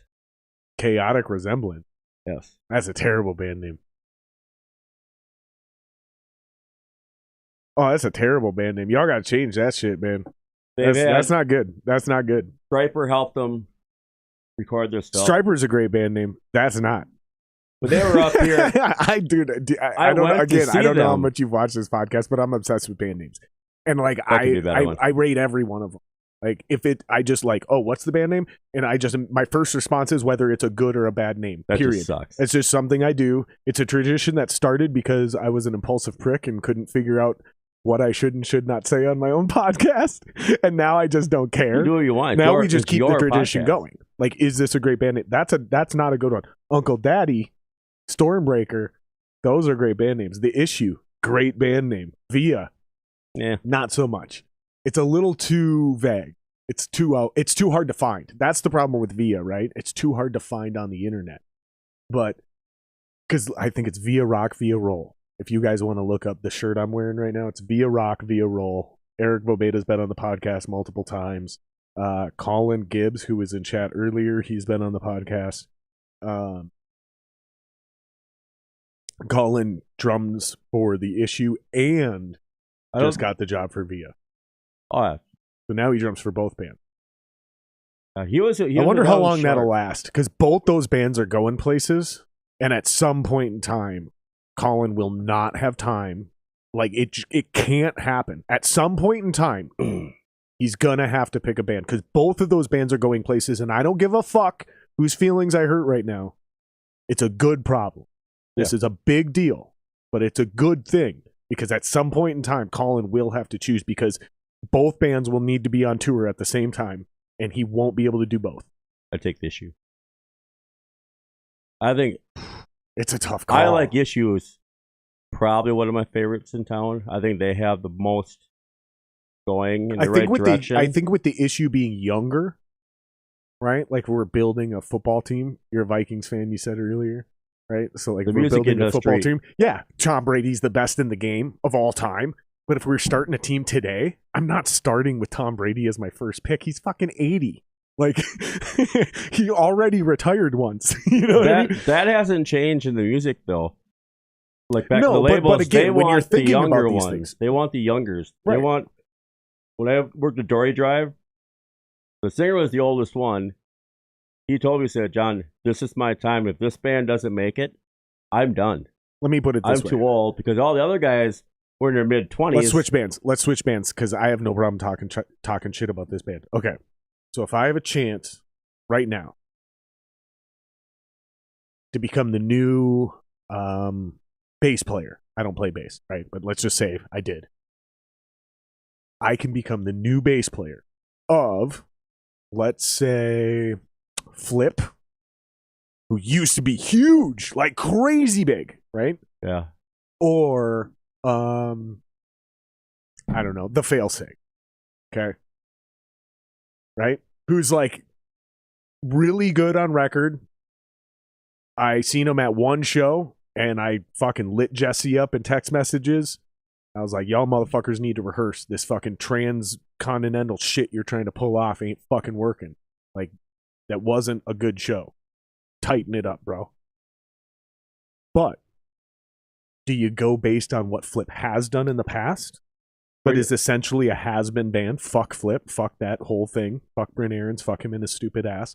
Or do we go with a band who isn't really reaching their own potential, but has a high ceiling because they're young, they're really good looking? You see what I'm saying? Like, I think there's value in looking at it that way. So, like, if I'm calling, I understand what you mean by the issue because there's. I would take Flip. No, fuck that. Flip ain't doing shit nowadays. Nobody knows who fucking Flip is. He's over phrase freely coming up. Fuck Flip. I don't give a fuck. But I would Flip. say that just to get the knowledge of and some. Fuck that, dude. Get your name out there for yourself. Dude. No, I'm literally talking about that me. Would be the only reason. I'm talking about me, not some noob musician. I'm talking about me. Right? Oh, no, yeah. So, because we're talking about Colin. Band. Colin ain't no fucking newbie. Colin ain't no fucking kid who needs to, like, learn how the industry works. No, he's looking about his future. Right? I thought you were saying it'd be new to do which no, one. No, yeah. We're talking about Colin. That's what I'm saying, because he's in such a great position. I would take He's the basically, issue. Think about being, this is what I'm saying. Imagine you were in Slipknot and Korn when both bands started at the same time. At some point in time, you can't be the drummer for both bands. Yep. Music is irrelevant at this point. We're just talking about time. You can't be on 2 tours at once. And Slipknot and Korn can't tour together every tour. This is a great problem to have. This means you've made a lot of really good decisions with your music career. You see what I'm saying? Definitely. Like, we're not talking shit at all. Like, if anybody thinks this is a weird conversation, go fuck yourself, because this is not weird. This is awesome. This is how cool our fucking town is. Is like, we get dope ass bands that show up, and we get dope ass musicians in those bands that end up in multiple dope bands. That's the craziest shit about it. That's what makes Sweaty Vanguard. Pedals, Joey Moya, that's what makes his band super fucking dope. Is none of those motherfuckers are doing anything else as far as music. They're not spreading their wings. They're not. Everything is about Uncle Daddy. And I think if somebody were to ask me right now, like if I went on Rogan, right? Let's say I ran into him and we fucking hit it off. And he's like, "Oh, dude, come on my podcast. I want to blow up your little baby bitch thing." You know, I'd be like, "All right, let's do it, man." And if he had me on his podcast, gun to the head, and he goes, "You get one band from Minneapolis. Who you plugging right now?" Uncle Daddy. I think it's Uncle Daddy, bro. That's what I would do. I think gun to my head, like truly, like, because it ain't about the shred for me, man. We've had this conversation. Like, Stormbreaker, I get it. Revenant Soul, I get it. Like, Via, I get it. Fuck, a band I'm in, I get it. But honestly, man, like, just when you're talking about a great band, like a truly great band that really, honestly, genuinely, from the bottom of my heart, has the actual chance of really going places and doing big, big, big, big things.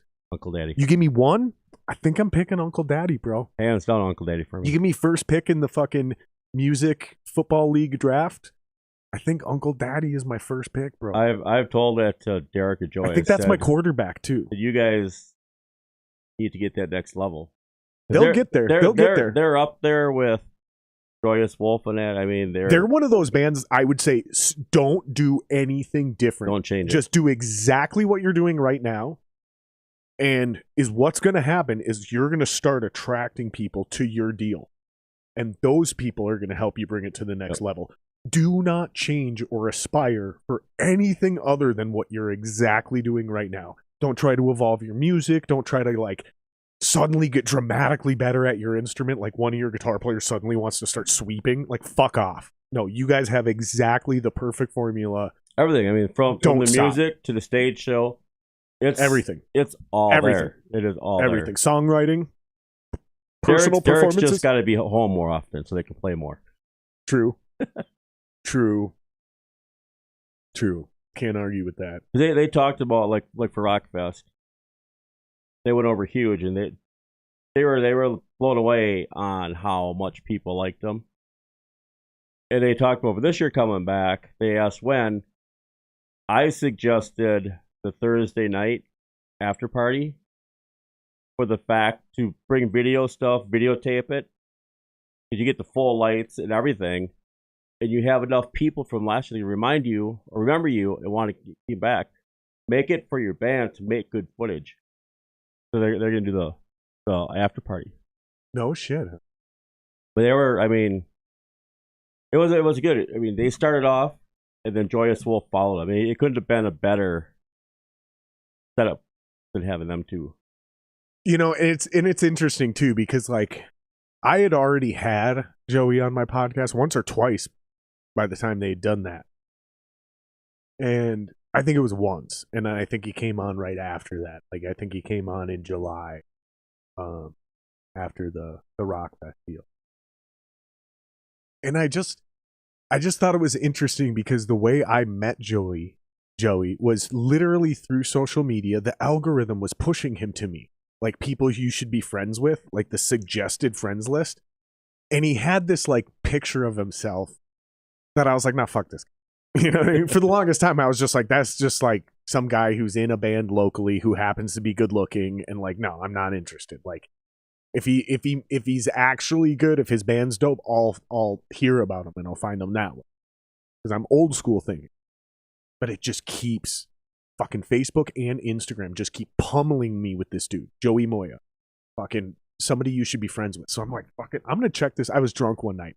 I'm like, I'm gonna check this fucking dude out. So I hit his page and I can't figure out what's going on because I see the Sweaty Pedals thing, I see the like online gaming thing, and then I see this band thing, and I'm like, what the fuck? I forget about it. I check it out. Again, it keeps happening because I'm drunk, so I don't accept it, whatever. Weeks and weeks and weeks later, it happens again. The same cycle. So I'm like, dude, I remember checking this out. I can't remember if they were good or not, though. So I checked their band out, sober this time. And like, I'm like, man, I must have been fucked up, dude, because this is dope. So I must have been jamming and then gotten hammered and passed out and forgot about all this because there's no way. So I start deep diving this kid, right? I'm like looking up everything he's got on social media. Suddenly I find out he's this gamer. He's doing all this crazy shit. And I'm like, dude, I got to have this kid on the podcast. I hit him up. He agrees to come on the podcast. And that's my introduction to Uncle Daddy, is like getting to know this dude through one of these podcasts, fucking having him on to come plug his shit. And dude, he's an awesome human being, man. Like they're all super great. I can't say like I can't take the luxury of saying we're like really close friends, but like I would definitely say Joey's a buddy now, and I love Joey. I got mad respect for him, Derek, because I've had Derek on the podcast as well. And what they're doing over there is fun and as jokey and as humorous it is as it is. There is nothing superficial about what they're doing as musicians or as a band. Their music is fucking absolutely elite. They're one of the bands. If you don't agree with me, away. then fuck you. Double fuck you. Oh, I totally agree with that. Because when I saw him there, I saw someone posted Vanguard. Oh yeah, is that another band? He was saying something about that. Was the drummer that was with the other band. But they got off, and I wanted to talk to him because if I see a band, I'll go talk to him. I'm like talking to him, like, dude, where are you guys from? He's like, I'm like, shut the fuck up. Like, where the fuck have you been? Best hidden secret in the city is band-wise with Uncle Daddy. Yeah, 100%. Twist this. That way, when you lean back, it's still pointed at it. No, for real. For real. Because these microphones, like, they're awesome, but the room is so noisy. So I have, like, this crazy noise gate and all this bullshit up. And basically, if you just start trailing away, it's all fine and good. And then suddenly, they can't.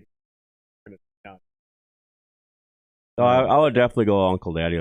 I think they have the best chance to advance because they're different than everybody else. They don't have any holes in their boat either. Nobody else sounds like them. They're not sounding like anybody else. And every member of that band is Super legitimately great at their instruments. They're cool fucking dudes. The whole thing is a great time to hang out with. Yeah. I think that's the next deal, when they're playing, it's a party. Joey, stop texting me. Just comment in chat. Stop blowing my phone up. Oh, it's not him. Never mind. It's 7 other people. Stop. Just comment in chat. Oh, shit. We got somebody else. Richard Calvin says, sorry, but their Barroom Novelty Act, a very good, fun band, but not even top 20 Minnesota bands. And their lack of numbers show that. Dude.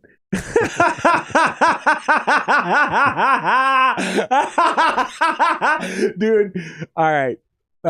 What are your credentials and why should we take that opinion over our own 2 people who are on 2 points of the industry, a performing musician who sold out multiple clubs and toured across this country, and a current booker and promoter who invests thousands of dollars on the deal? What are your credentials to where you're going to say that? That's what I want to know, Richard Kelvin. I appreciate you subscribing and taking out the time to comment on the thing, but when you say some shit like that, I'm on my boy. I'm going to definitely come to his defense. So, yeah, I want to hear what your credentials are where you're going to say that, a Barroom Novelty Act, because I see something different as a songwriter, as a performer, as a musician who's been in this town and been across the country and seen a lot of bands. I see a genuine, authentic rock band who writes amazingly catchy songs, and you're catching them in basically right before they've recorded their actual Kill 'Em All. Like, that's what I really think, is like maybe they're not going to actually be Metallica, but like they might even already have their Seek and Destroy. But music it doesn't work like it used to. Like, it takes a long time and a long time and a long time, and then all of a sudden that snowball is bigger. And honestly, I think Uncle Daddy just needs to tour. Like, that's probably their biggest weakness, is they don't actually tour. That's why I said Derek's got to be home more often. Yeah, I think so too. Well, Derek's gone. He's out in Nevada or something. Oh, Jesus Christ, he needs to be home. Yeah. But yeah, I mean, if you look at footage from Rockfest, granted, it was you two are so completely out of touch. It's hilarious. Dude, we're actually in the deal. Like, we actually do this for a living every day. I don't even have a full-time job. I podcast and make music, dude.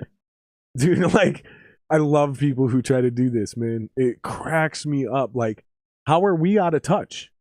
You're talking shit, and you're the guy who nobody knows. We don't even know who you are, bro. Like, you can talk shit. That's fine. Tell us how we're out of touch. Tell us what your credentials are and why your opinion should be taken more seriously than us. This is a booker and a promoter in this town that has helped dozens of bands and put, probably, if you added it all up, probably hundreds of thousands of dollars and risked it to put these shows on. And I've been across this country, up and down, performing and writing songs. I actually am doing this. He's actually doing this. And I see. So how are we out of touch? That's something you would say to old people who haven't been around. And I see it firsthand. Like, I'm definitely out of touch with the booking, which is why I've been asking you the questions I've been asking, because everything I have is 10, 20 years old. I've been out of the scene as far as booking and the business side of things. Like, how are things done nowadays? I've been hearing about pay to play. We haven't even gotten all of it. We got sidetracked with the dope-ass bands in town. Yeah. Specifically Uncle Daddy. Well, like Uncle Daddy, like at Rockfest and Country Fest, I'm there on stage. I'm seeing the crowd react to these bands. Richard Kelvin. Uncle Daddy had probably the best reaction of, like I said, any band that's opened up. Yeah, and that's what I want to know. That's what I want to know. Other bands that played. That's Uncle what I want to know. They brought that energy right out of the gate. Dude, the videos are there online. Like, that's what I want to know, what he means by Uncle Daddy's numbers show it. Like, what numbers are you referring to, dude? Because when they were given the opportunity in front of a massive fucking crowd, I don't know. I don't know what you're talking about, man. First band to play. Normally, who knows? Maybe Richard Kelvin's an actual record executive, and he's right, and we are out of touch, and we have no idea what we're talking about. Maybe he's right. Maybe he's not. I don't know. But I find it suspect. I find it highly suspect that you can't even put your shit and tell us who you are and what you do. Or what are his top 20? Yeah, who are the 19 other bands you think are better than Uncle Daddy? That's a great question. There's a lot of in town. Yeah, there's a lot of great bands other bands in town that are better than Uncle Daddy. That's what I want to know. That don't play much. They just put their albums out, play every once in a while. This motherfucker, if he says Owl City, you remember Owl City? No. The kid from Owatonna who wrote a #1 hit and then tried to play here locally with Carly Rae Jepsen and got embarrassed and booed off stage because he's not a real musician and he just happened to write a #1 hit song. Like, there's a difference between doing numbers and being a real pro. What we're talking about is the fact that Uncle Daddy is a fucking dope ass band and they're real fucking pros. Oh, they're the real deal. The world just doesn't know it yet. All around. The world just don't know it yet. I think Stormbreaker is close. I think they're still young. I still think they have I think they're green and they just got to go on tour. We've talked about that on the podcast multiple times. Revenant Soul, I thought, was honestly right there. They were getting there, but now they're... But with Casey leaving the band, I think that was a dipshit move on his part. These are all conversations we've already had on the podcast. And Joe kind of put it off to the side for a while, too. Well, they have to until they find the right guys. They were going to keep doing it. Now they're just kind of putting it on hold. Well, that means it's dead and it's never coming back. Which sucks, because the record they put out, that Sucker Punch record, Remnant Soul Sucker Punch, you guys can check that out. It's fucking dope, dude.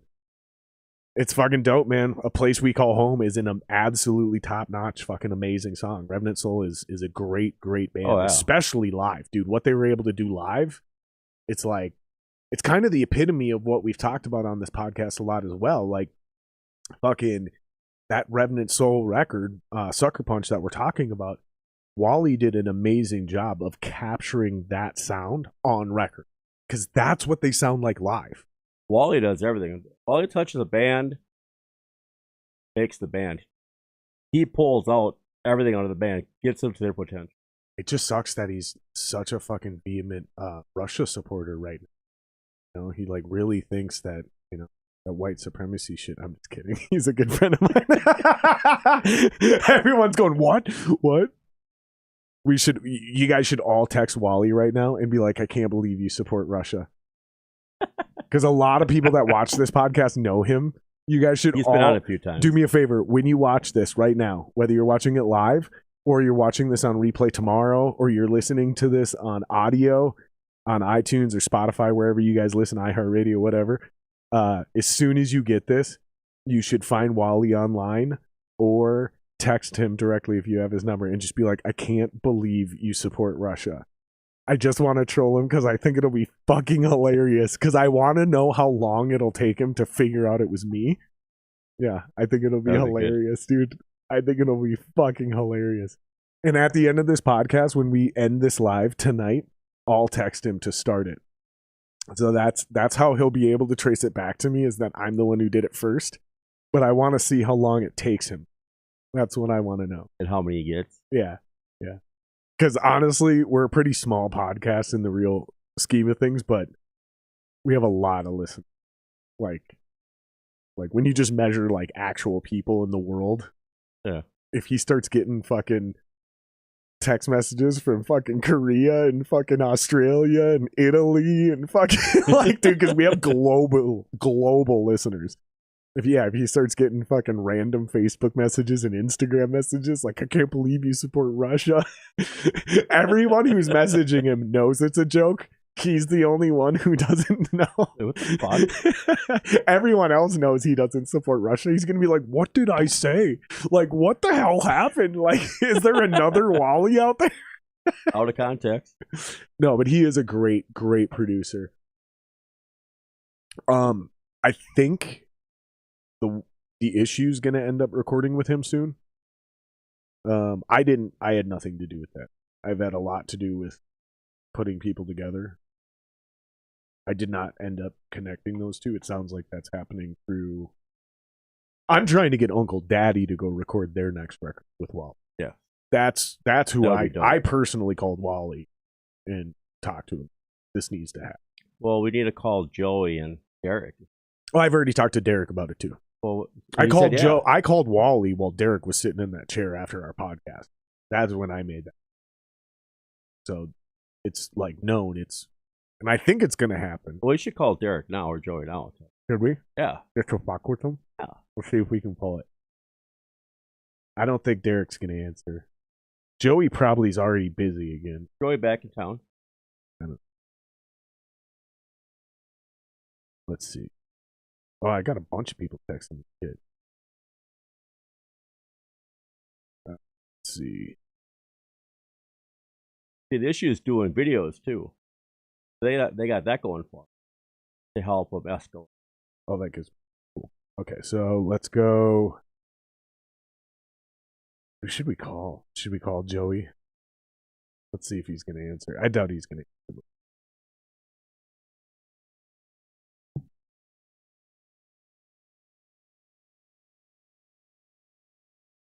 We should have called Derek, but I don't think Derek.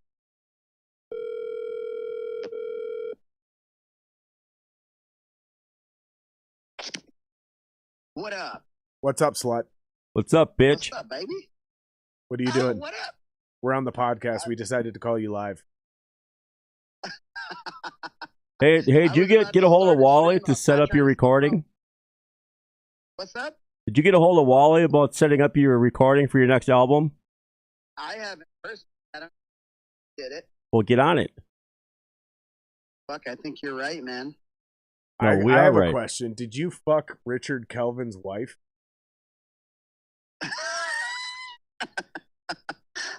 You said it best, man. I don't have to steal your wife. So. No, steal your girl energy, but not steal your wife energy. But dude, apparently, like something you guys did, because you got a bona fide hater in the camp, bro. Well, dude, here's the thing, man. Fucking, I know what it's like to be an entertainer, and a lot of the time, let me put it in this in this regard. I have a lot of respect for you guys, so much love, and I honestly got the chills from you guys talking to a band like that and having any reverence, let alone that kind of reverence. So I would be willing to guess probably somebody with like a band that's good or not. I don't know. But I was thinking he's the dad of somebody else's band. Yeah, like he's got a kid in somebody else's band and they're jealous of you. There guys. are some out there that do that has like 19 pages and someone's dad in a band. Yeah. I'd be making an assumption, but all the best. Fuck 'em. No, I think there's a lot of great bands in this town, but what we're saying is very simple, man. If you gun to our head, you have to pick like one band that we think is going to appeal to the most amount of people and have the brightest future. It's Uncle Dad. And I don't think that's crazy to say. I understand how it's crazy to hear from your perspective, but I don't think that's crazy to say with my current lens. And if somebody thinks there's a current better band, Richard Kelvin, and you should put it in the comments. Well, that's I what we're put, saying. like I told Joey Derek, I put Uncle Daddy in with Rocklahoma and Rival Sons. Remind me of those. That kind of mixture, that genre there. And those are solid bands. Blows my mind. And So And what Joey shows as do you well. have coming up? What shows do you have coming up Any so of all the those- haters can come see you? any of those, tell Mr. Richard to come to April 3rd. We're playing the Underground Cafe to start things going again. since we've Oh, been that's in right. cafe. I forgot about that. Outlaw I'm trying to Saints. book you. I'm trying to book you and somebody, Daddy D. You're doing the podcast that week. That's right. Yeah. Oh, that's Yep. fine. Oh, dude, we're gonna get Yeah, after I it, told him buddy. just let me know the day. I'll be. I think we're doing the 19th, which is like a Tuesday. Okay. Yeah, because we're doing an actual 420 show, just not with you guys. That's Yeah. probably for the best. Yeah, since you guys don't really do drugs, either one of you at all, which is hilarious because you'd think a band called Uncle Daddy, you guys would be getting fucked up, like seriously fucked up. Don't tell people. Let them think. Nobody listens to this podcast anyways. Any of your compliments for real need to be turned around on the boys that fucking Daddy D, Skip, Webbs, and Dan. Those guys are so fucking talented. I'm just standing up there trying to, fit in. Standing up there, you don't fucking stand. Nobody in that band stands. Here's the thing. At the end of the day, I'm not alone on this. I've only gotten to know John for a little bit, but both of us are very willing to talk shit about people. So I think when both of us hand out compliments, they should be taken seriously because they're not handed out lightly. And you guys deserve it. You've earned it. You don't have to say thank you. You earned it. You don't say thank you for things that you earned. Yeah. Well, Rockfest, the crowd told you what you wanted to hear, that you'd expect. Yeah. All right. Well, we're gonna quit kissing your ass. You should call Daddy D and tell him to call into the show so we can talk shit to him. We're gonna tell him how much he sucks. Get a hold of Wally. And get a hold of Wally. Much love, you guys. We're excited for the next record. And April 23rd, Underground Music Cafe. You guys will be on the podcast on the 19th to promote it. Yeah. Awesome. See you then, buddy. See you, Joey. All right, take care. Yeah, Joey's the shit, man. I love that fuck. Yeah, he's a full-time content creator now, too. So, like, I think he still fucks around with his old job because he, like, has loyalty to him and his job's, like, really specific. But, yeah, he's a full-time musician / fucking gamer content creator. He's doing the deal, man. He's doing exactly what I've been trying to describe to people. Is like, I think we can do this where you don't have to have a real day job anymore, at least not a full-time one. Like maybe you fuck around and pick up a couple shifts here and there for whatever reason. But if you do this thing right, if you figure out how to like develop an online personality and presence along with what you're doing musically, I think not only can you like survive, I think you can thrive. And it's just a difference of like, he decided to go straight up gaming and music. It's pretty simple. The gamble. He's winning. For him, I don't think it was a gamble. For me, it would be a gamble. If I just straight up went video games and music, oh my God, bro. I don't think I could pull that off like he does. He's a special human, man. I love that guy. Yeah, Uncle Daddy's definitely got to do more. Yeah, that I think exactly that. I think they just need to do more. They're like number one for bands in town. That's my top. If I start doing shows, they're getting the call for it. What about metal? What about on the metal side of who's really kind of like impressing you recently? I've been hearing this name, Wolf Mask. I haven't seen it. So apparently it's John Wheeler's old band. What were they called? What the fuck was John Wheeler's old band called? I can't remember. But basically he quit. My Zero, I think it's called. He quit or retired or whatever the fuck. And they kept going and got a new singer. And that's Wolf. I think that's correct. I've been hearing a lot of really good stuff. Well, tell me to go up more. Yeah, that's what I'm saying. Again, so that's the point of this podcast, right? Is we got to centralize this shit. We got to like get a really good home base. Like the Comedy Store in LA, but for music here. And unfortunately, that can't be First Avenue anymore because the overhead, and it's not even like I've painted this picture, and I hope people follow me for a second here. I'm not implying that this LA company that owns First Avenue doesn't care. I'm not implying that. What I'm implying is that they're disconnected from the scene, and the cost and the overhead of running the venues downtown are so astronomically high that they have to be 100% profit driven. They can't take a chance on your local band. That's why you can't do what you used to do 40 years ago. It's just too expensive. There's too much risk downtown for these companies. The myth I think I had heard to rent that out, it's like 10 grand. 10K up front. Oh. That's your room rental fee for the myth? 10K. You're struggling to make 10K for the band. So now you're up to 20K. So you're up to 20K. Fucking 10K for a room rental. That's what I heard. Then out.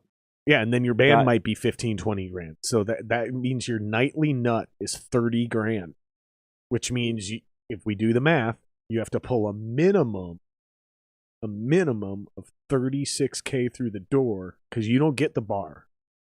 When you rent the room at the Myth, you don't get the bar. It's just like the main event. It's just like Pickle Park. It's just like Route 47. Unless you make it your contract where you get some. Right, which players all are so different. It's easier just to do door. You get that because you know you're not going to get the full percentage of whatever they're making. Right. Yeah, you can't audit them for that. You're never going to get open books on it. So who's a great local band that people need to be paying attention to right now? A great metal band, local metal band.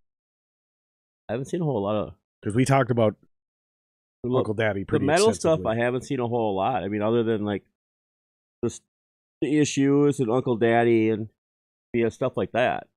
I need to go out and find more of the metal stuff. I haven't heard a whole lot of people talk about the other stuff. Yeah, I'm interested too. Because like I got burnt out on metal a while back. It just started to all like I wasn't hearing any original ideas. All the same. Yeah, like and that's my deal. Like I don't really care what you sound like. I want to hear something like with it doesn't have to be original music. Just gotta have some original ideas, man. Just have new takes on the bit. But dude, like metalcore, and that's what it was. It was new metal into metalcore. It just became so formulaic and so predictable. I was like, bro, I can't get shit anymore. I'm done. I'm over it. And I moved into like pop and rock music. I started going into like classic rock music, really doing deep dives and shit. Yeah, it's only been a handful of bands that we've talked about at length tonight, locally that have really like, okay, like this town's still alive. There's something going on here. And then through them seeing other bands locally, I'm like, oh man, this shit's still killing it, dude. We just have no unification here. We have no ability to have everything come together, you know. And honestly, that's why I want to give a shout out to Greg Chilton, because Greg Chilton's podcast is like the metal version of this, you know. He focuses more on the underground bands, like people that you've definitely not heard of. He would be the one to know more about what's coming up. The only thing I have against not Greg, but like the direction he goes is it's so death metal, like brutal metal, not just metal, but like death metal. Oh. So it's like there's just so very little people that appeals to. But if you guys are into like black metal, death metal, if you guys are into like that real fucking hardcore shit, that real shit. Go check out Greg Chilton's podcast. You guys should subscribe to him. He's at Ritual Madness Podcast. He's a featured channel on my YouTube page. You guys can look him up real easy. But also been on the podcast multiple times. He's been doing it a long time, too. Yeah, way longer the whole time I was doing it. Way longer than me. And he's a better interviewer than me, too. This is more of a hang and a conversation. We just kind of fucking dick around and bullshit about stuff. Whatever pops up. Yeah. Talk about it. Whether it's sports or politics or whatever. Sometimes it's just music. Sometimes it's business. But he's a straight up interviewer. Like he's really good at that. There's no place to go. There's no like metal club, no rock club. It's just we're saturated with cover bands right now. Basically saturated with tribute bands. That's what I call cover bands. Are just tributes to each other. I mean, the only ones that are really different. Obviously, Metal Witch is different than anybody. That's probably my favorite cover band. We just don't play enough because they're all so busy. Arena was another one of my favorite ones because they don't play the same crap everybody else does. And then Legacy Aloud plays a lot of different stuff. They do like medleys to maximize what you're gonna get. Put the hits in there. I like that. There's so many other bands. I just same songs that the other band's playing a different role or. It's shittier version or a better version. They all do 80s stuff. Yeah. Best decade, bazillion songs. Why is it always the same 30 songs? Because those are the best 30 songs from the 80s. But they're not. They're not. Nobody does Rat. Nobody does White Lion. Nobody does Tesla. Nobody does Jet City Woman. Nobody does. They always Drake. They always do the same, like Motley Crue. they'll do like Smoke in the Boys' Room, which is not even theirs, or just some Right, lame, that's a cover. or Yep. just some lame thing. That's what I like about Metal Witch. When they do play, you're getting Crocus, you're getting Well, that's what makes Loudness. that's what makes Hairball so great. But they play a lot of the same stuff too. They've been around for forever. They could mix a little bit more in other stuff too. They could, but they know what they're doing. They don't, but they don't need. They got a machine. They don't need to. They're running a machine. They have a full show. I mean, it's legit there. They have a great thing going. So okay, so we've talked about what the fans can do, right? The fans can start going to shows, right, to help out. Don't just be friends Right. and say I like them online. Go to the shows. Go to the shows, right? And I've talked extensively. But you're also supporting the band. You're also supporting the venue, which is going to return. Oh, all these people came from this show. These aren't so bad. They'd be more opted to do it again. Sure. Especially if your food's good, if you have nice bartenders, if it's a great experience, if the bar does their job as well to make the customer experience elite. That's a big part of it as well, is having your staff enjoy their jobs. Yep. Which means you got to pay them fairly. And also as fans, you guys got to tip them fairly. Like if you guys tip like shit, the bartenders don't make any money. They're miserable because we're drunk. The whole thing's cyclical, right? Mm-hmm. So we've talked about all of these things. I've talked at length about what the bands can do to get more people to come to their shows. But let me ask you this, brother. What can I do from your perspective? What could I do as a podcaster to help contribute even more to the local industry? Oh, just keep bringing it up. Get suggestions from people. What do you mean suggestion? Ask the people what they think, what their ideas are. Put them all ideas together because you can reach out to masses. What do you mean ideas though? I'm not taking advice on how to do my show. No, like that's not your what show. To get people to go to shows. What are they doing, say in Ohio or wherever you got other places? What are the scenes there? What's going on there? How is it there, or is it just? Yeah, but I'm not connected to Ohio, so I don't think I can really do. I don't think I can really do anything like that. Like that's why I'm asking you, just hypothetically, just because you're here and you're on that side of the industry, right? We're both trying to do similar things. Like, what is the next thing I could do realistically to help and really push things forward? Because I've got a bunch of ideas, but that's kind of what I'm doing is asking, right? Well, so, like from your perspective, what would you like to see from podcasters in Minnesota or Minneapolis? What would you like to see people like us do to bring back the former glory of our town? Push the bands that are hot. Push the local bands more. Or if you know some other shows are coming through that aren't a huge national, let's kind of push those more, get the word out more. It helps if anybody can get the word. It's all about getting the word out. And you're hitting that, which it can repeat. People can watch it. Tomorrow. So instead of just having the guests on, maybe talk about some things that are happening in town. Yeah, have a little segment of you'll check out, like you said, you check bands out, and bands can do it too, but they don't go and do the video. Check it out. That's a great idea. I brought some. Yeah, maybe I could work it into like part of the ad read at the beginning. Yeah. Like here's what's going on in town. These shows coming up. These great bands. I've checked them out. Yeah. Intriguing. That's a good idea. That's a good idea. Like at Rockfest, it used to always be the 4 stages was always cover bands. And they would play the whole week. Same cover band would play.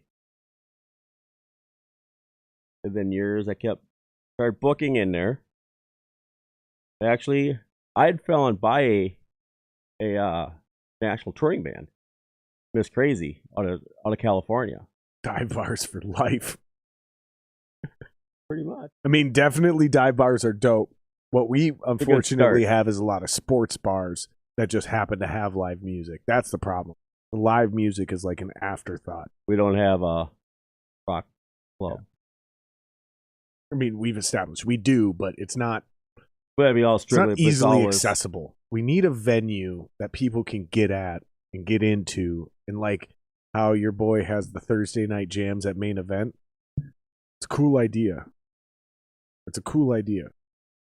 we need a place that does some sort of live like again, like let's start taking the model of the Comedy Store from LA and let's figure out how to do that musically in Minneapolis, right? So something is happening musically. The point of this venue, is music, though.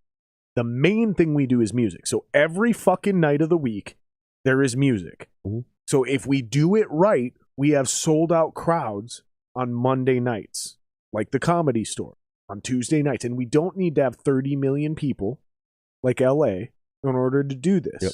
That's a loser mindset. If that's the first thing that comes to your head is, well, they have a lot more people in LA. Loser, get out of here. Nope. Is what they did is they created a culture.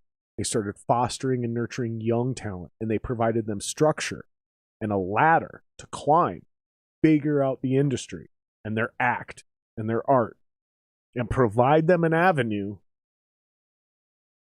where they could actually manifest whatever the version of their art was, from Jim Carrey to Eddie Murphy to Sam Kinison to fucking Joe Rogan. That's what we need in this town. And I think the easiest thing to do would have one venue open up, any venue, preferably in the city limits, so in Minneapolis, St. Paul, preferably not a suburb, but do what we got to do. But one place that opens up, and the sole fucking purpose of that venue is music. So Monday, Tuesday, Wednesday night, those are open jam nights. Okay, those are open mic nights. Those are new band nights, whatever.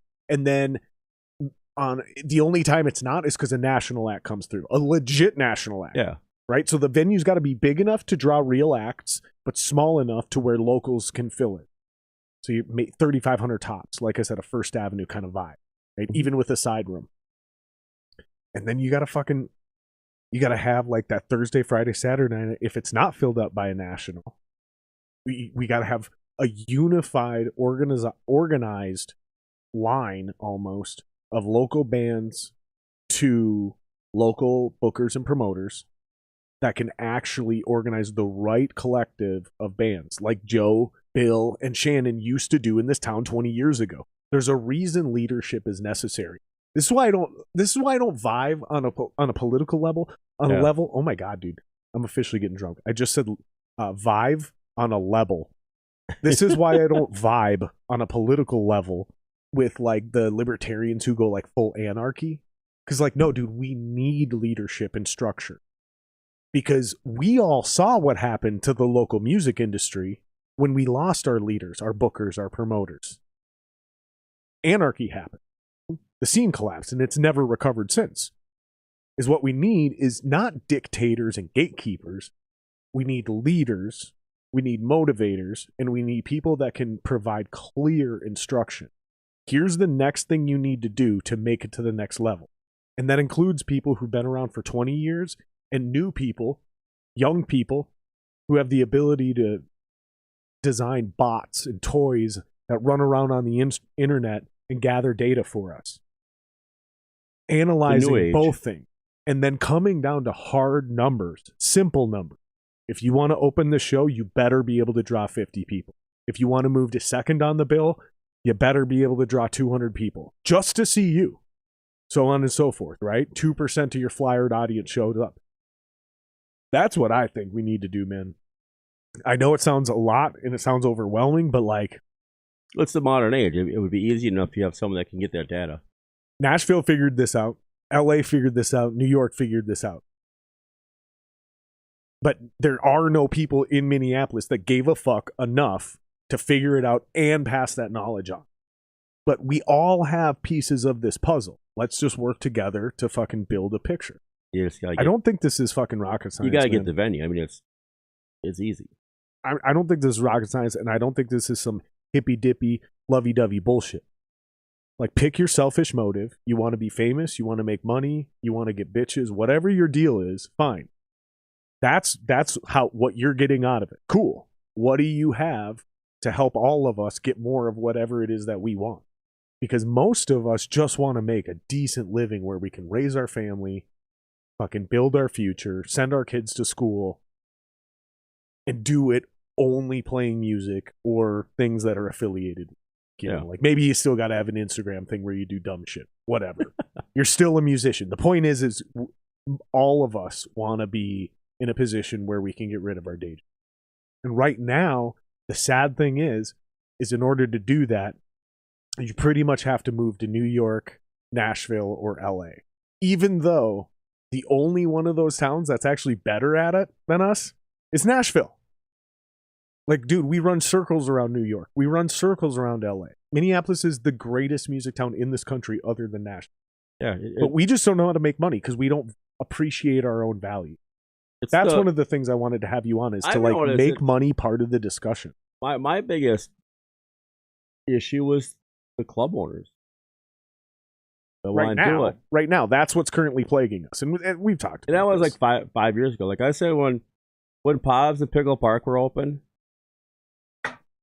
Joe was at Povs doing running sound there. Joe was bringing shows in.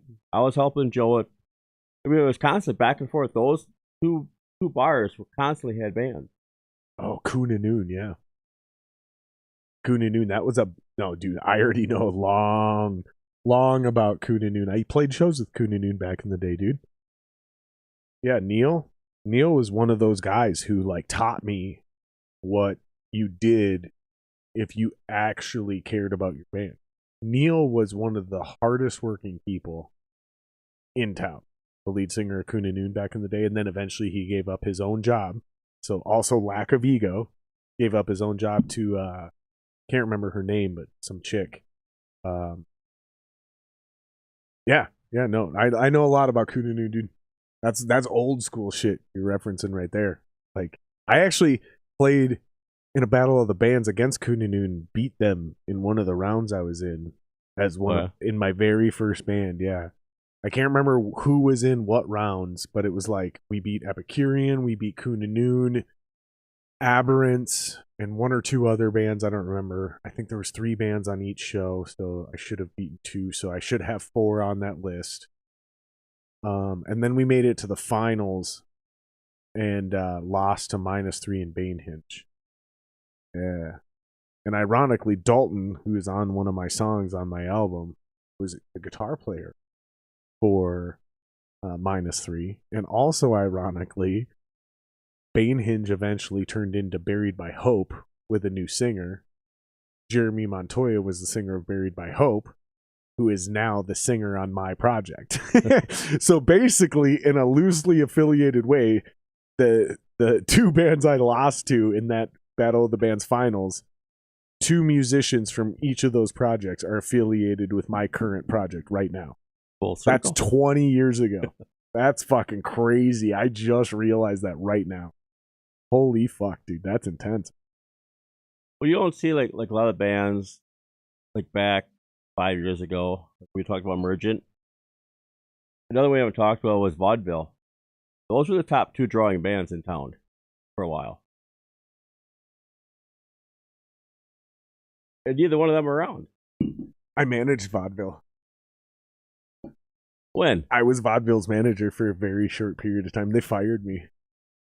They fired me because, oh God, this is one of the issues I have with this scene, right? So, like you were talking about bar owners. In my opinion, some guys don't know how to be musicians. So, I had been booking a roster of bands for a while. And I would get these requests in, and I would be like, cool, yeah, no problem. We're interested. Send us the spec sheet for the venue, and we'll decide. And everything, what's a spec sheet? Like literally 100% of the time, what's a spec sheet?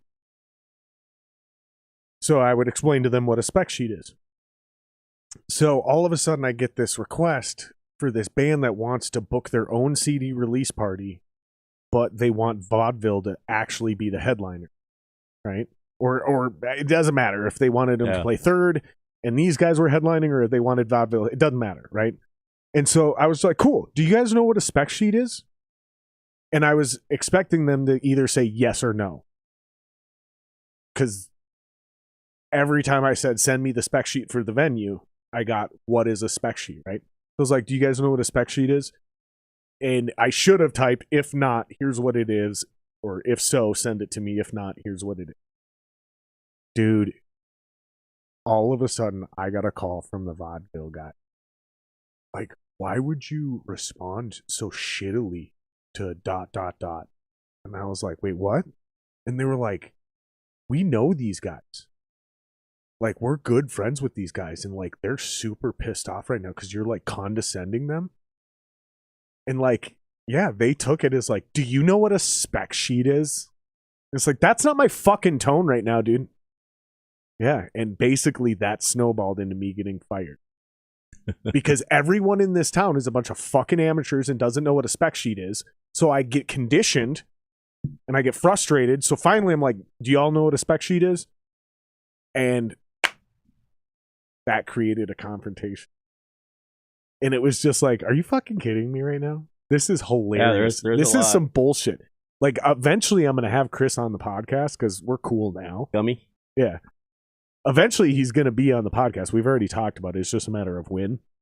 But it's like, and I want to talk about that exact incident and how I got fired as their manager because it's bullshit. And I'm hoping in retrospect he's going to be like, yeah, that was so dumb. I'm hoping he understands how foolish it was in retrospect. But at the time, they took that shit super seriously. Like, I was making their band look young. Yeah. And I'm like, dude, y'all don't know how to be managed.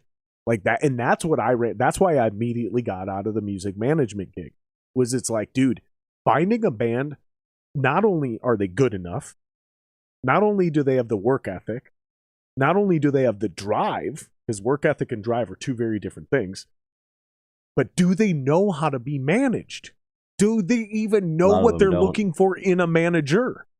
Most of these bands don't. They have no idea how to be managed, and they don't know what they're actually looking for, so they have some weird false expectation on what a manager does. Like, my job isn't to make you big. My job is to manage the opportunities that come before the band, and if I can, if I'm a really good manager, I act as an agent. Yeah. And I also get you new deals. But a manager's job isn't to make shit happen. A manager's job is to protect you and insulate you from bullshit. That's again, 20, 30 years ago, this is how I was raised. Maybe things are different now, but they certainly weren't back then, dude. And yeah, it was like, there was fucking 13th Step. I managed them too. And I remember having a meeting with him, and I was like, you need to have a conversation with your singer because he's fucking super awkward on stage. Like, this shit's weird.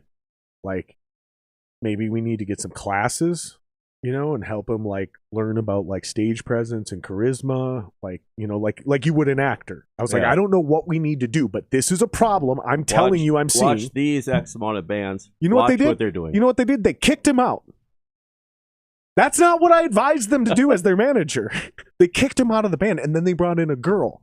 They brought in a girl who's, like, very pretty. I wouldn't say voluptuous, but she was curvy as fuck, right? She looked great. She was awesome. She had a great fucking voice. But one of the first things she came in and said in the audition was, I'm classically trained. And I just remember I was like, red flag. I was like, this bitch is going to fucking ruin everything. I was like, y'all fucked up. But they were enamored with her. They were enamored with her voice. They were enamored with her looks. They were enamored with her body. And they all wanted to fuck her. And they brought her into the band. And like 9 months later, the band broke up. Destroyed it. Yeah. And it's just like, dude, you got, again, so my point was they didn't know how to be managed. So when I came in and said, we need to like think about, the band was 13th Step. And I'm like, we need to fucking look at what's going on with Mike on stage. Cause this shit's awkward. Like, he's good, but we need to like make this better. You got to have your They just kicked him out. They just kicked him out. And then Mike called me and like, he didn't literally give me a death threat, but he just, because he's the one that brought me in to manage the band. He's the one who brought me in and got me to manage the band. And then I found them a drummer, my buddy Johnny. I'm like, this is the drummer. And the band was like all of a sudden really good. And then I'm looking at this and I'm like, how do we get this band to the next level? I'm like, all right, we need Mike to go to the next level. So I talked to the band because I didn't want to single Mike out. Yeah. I'm like, let's talk to the band. Let's get this figured out as a team, as a unit. I'm like, maybe we need to fucking take some of the band money, the band fund, and like get this dude some classes, because like the band is dope. Like the band has a future. Fuck, dude. All of a sudden, a week later, like he's gone. We're holding auditions. We're really into this chick. Like what? What? Oh my god, dude. And then I also managed Wither the Tide for an entire, like all of these bands I joke, I managed them all for 2 weeks. It was like, I don't know, 6 months or whatever, but I managed Wither the Tide for 2 weeks. Jeremy, the singer in my band right now. Jeremy was impossible to manage. Like Jeremy and I seriously had problems. The guy who's in my band right now is my singer. The difference is it's my band now. The problem was that it was his band. So Jeremy had this crazy thing where Jeremy felt like he didn't have to pay for anything because he wrote all the songs. So because Jeremy wrote all the songs, that's what he contributed. So the other band members, what they contributed was money. And I was like, Jeremy, that's not how things work, buddy. Like, that's not how the band works, dude. No. Like, you're fucking this up from day one. And even Rich at the time defended Jeremy. And he's like, no, I disagree, Jared. I disagree. And I was like, Rich, you shut the fuck up. This is one of my best friends in the world, Rich Zada. You're a band. Yeah, you're a team. You're a corporation. Like, you're all financially vested into this. You cannot let Jeremy be the Madonna. Like, no. You can't let one person run it. You shouldn't really have anybody in the band run the band. Yeah. Because they don't know. They're going to do it to themselves. And I'm not claiming I was a good manager. What I'm saying is that the bands I chose to manage, this is probably why I was a terrible manager, actually, because the bands I chose to manage had, the only thing they had was talent. They had no business savvy. They weren't professionals yet. Like, it was a fucking disaster of chaos. Yeah, and I got fired, dude, from like basically every band I tried to manage. All within like a period of 6 weeks. Yeah. Yeah. I've had bands ask to help manage them. That's why when people ask me, they're like, dude, you know so much. Like, why don't you try to? I'm like, I did it. No, I'm not doing that. I'm not putting my paycheck on the line of having 4 fucking heroin addicts make the right decision. Not doing it, you know. Ego gets in the way, a lot of them. Dude, and they're all fucked up, dude. Every single one of these musicians or their bands, somebody's on something. Whether they're alcoholics, whether they're potheads, whether they're heroin addicts. Like, and the better they are as musicians, the more fucked up they are as people. Like, I'm not investing in any of you. Like, I'll fucking have you on my podcast and I'll build with you, right? But I am not putting my paycheck on. You know what I mean? But that's what I'm saying. Like, I'm not managing any of you. I'm not starting a label. I'm not doing any of these things. I'll help you. Yeah, like we'll do this together along the way. But my career and my paycheck will not be directly tied to your ability to show up. I will help guide you. I did a lot of bands. I mean, I had one band that I helped a ton. And basically, they tried to get me fired at Rockfest. You want to leave them nameless, or do you want to call them out? Stormbreaker. Stormbreaker? Oh, shit! Shit! Shots fired! Wasn't so much the band. It was the pageant dad. Oh shit! All right, hold on. I'm not trying to censor you. I gotta piss so bad. We're gonna play a song. Hold that thought, because Brad's been pretty good to me. But we gotta take a quick break. I gotta piss so bad, dude.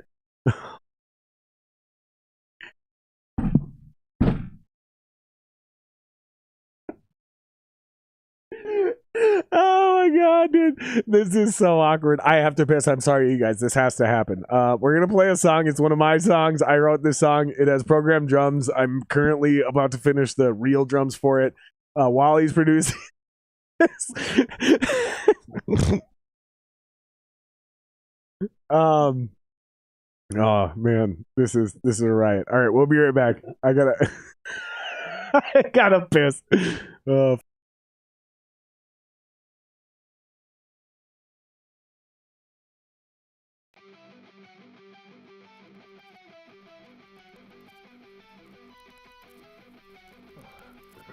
Dancing is a revolution not worth having.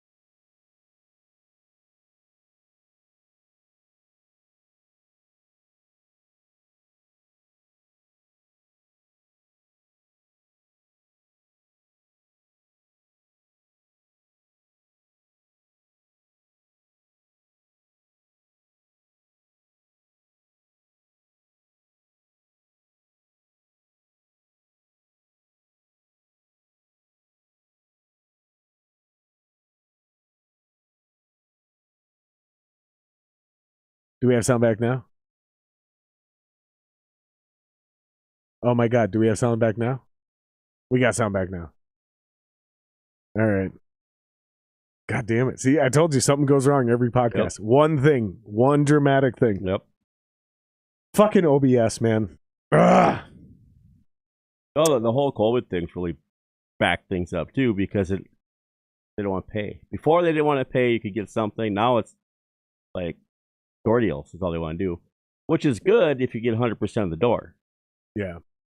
But some don't want to do that. So what we were talking about while we were muted, unfortunately. So what we were talking about is like literally what the booker's responsibility is versus the band's responsibility. And I think one of the things we need to do towards establishing a new culture for our industry here locally is we need to do that. We almost need a constitution. Like, here's what your rights are as a performer, but here's what your expectations are as well. And same thing, here's what your expectations and rights are as a booker and a promoter, all the way down to a venue owner. And we got to start getting on the same page and figuring out, like, this is what we're doing and this is what we're trying to accomplish here. And these are things that I don't even think are revolutionary or creative ideas. I think we're just trying to figure out how to rebuild the pyramids. You got to put the puzzle back. Yeah, like the pyramids have already been built. Yep. Minneapolis has already been an apex of the music industry. Okay? There was a time when Minneapolis was a literal hotspot, and it lasted about 40 years, from the early 80s. No, actually, about 25 years, more realistic. Yeah, from the early 80s to the mid 2000s. And then it just dried up. But you still have bands popping out of here, Trampled by Turtles. Yep. You know, things still happen here, but there's not a clear-cut way to get it done. That's what we got to get back to, right? So that's another, again, one of the reasons I wanted to have you on is to really just honestly and openly talk about the business side of music and the money involved, right? And the risk that people like you take and why the other shit I've been lecturing bands about. Like, no, you guys got to do this. You guys got to do this. Because they're all like, oh, well, people want... No, the only thing people care about is money. And, like, then no one cares about the music. Like, no, motherfucker, listen. They all care about the music. That's why they're here. It's all one. Like, the reason you care... or the reason you're in a band is because you care about music. But the reason you want to play live shows with your band, it's more than music. The reason the booker is in this industry is because he loves music. But the reason he's willing to put money on the line is because he wants to make money. All of these things come down to us all cooperating together to get paid. And there's been like this weird oil that's been dumped on musicians where it's like, if you ask for money, you're like sleazy. Like, seriously. Like, I've had dozens of conversations with people on this podcast where they're like, it's all about the music, man. Like, yeah, I know it's all about the music. That's why we all do it. Oh, I don't care about the money. Well, why not, dude? Like, you go beat your own fucking body into submission working a construction job or a moving job, or, you know, you sit in a cubicle and slave away all day that way. Why do you value that time, but you don't value the time that you're actually putting into art? Putting into it. You know, like, this just doesn't make sense to me. It's a disconnect. And the people who understand what I'm talking about, they just leave. They just go to Nashville or LA, like what we were talking about earlier. And so, because there's more money there. But it's the bars are paying, but they also there's only care. more money there, though. It's not because there's people in Nashville hiring people in Nashville. Like, yeah, they have a great local bar scene and music scene. But again, so we've been talking about that. Like, what do we need to do locally to create a better music culture like what Nashville has? But there's people from across the country that pay people in Nashville to record. There's bands from Minneapolis that when they record their music, they go to Nashville. Like my buddy Johnny Gensmer, Epicurean, Chris Hockey Band. John Gensmer is one of the best drummers in the country. Serious. One of the best in the nation.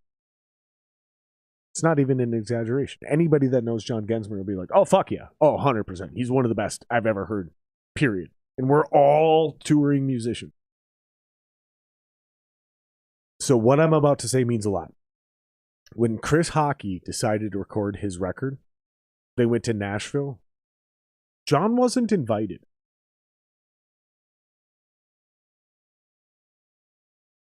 That's fucked up. Maybe. But that's how good the drummers in Nashville are. They were like, oh, you have one of the best in the country? We have someone better, like, on staff. Like, he's already in the building.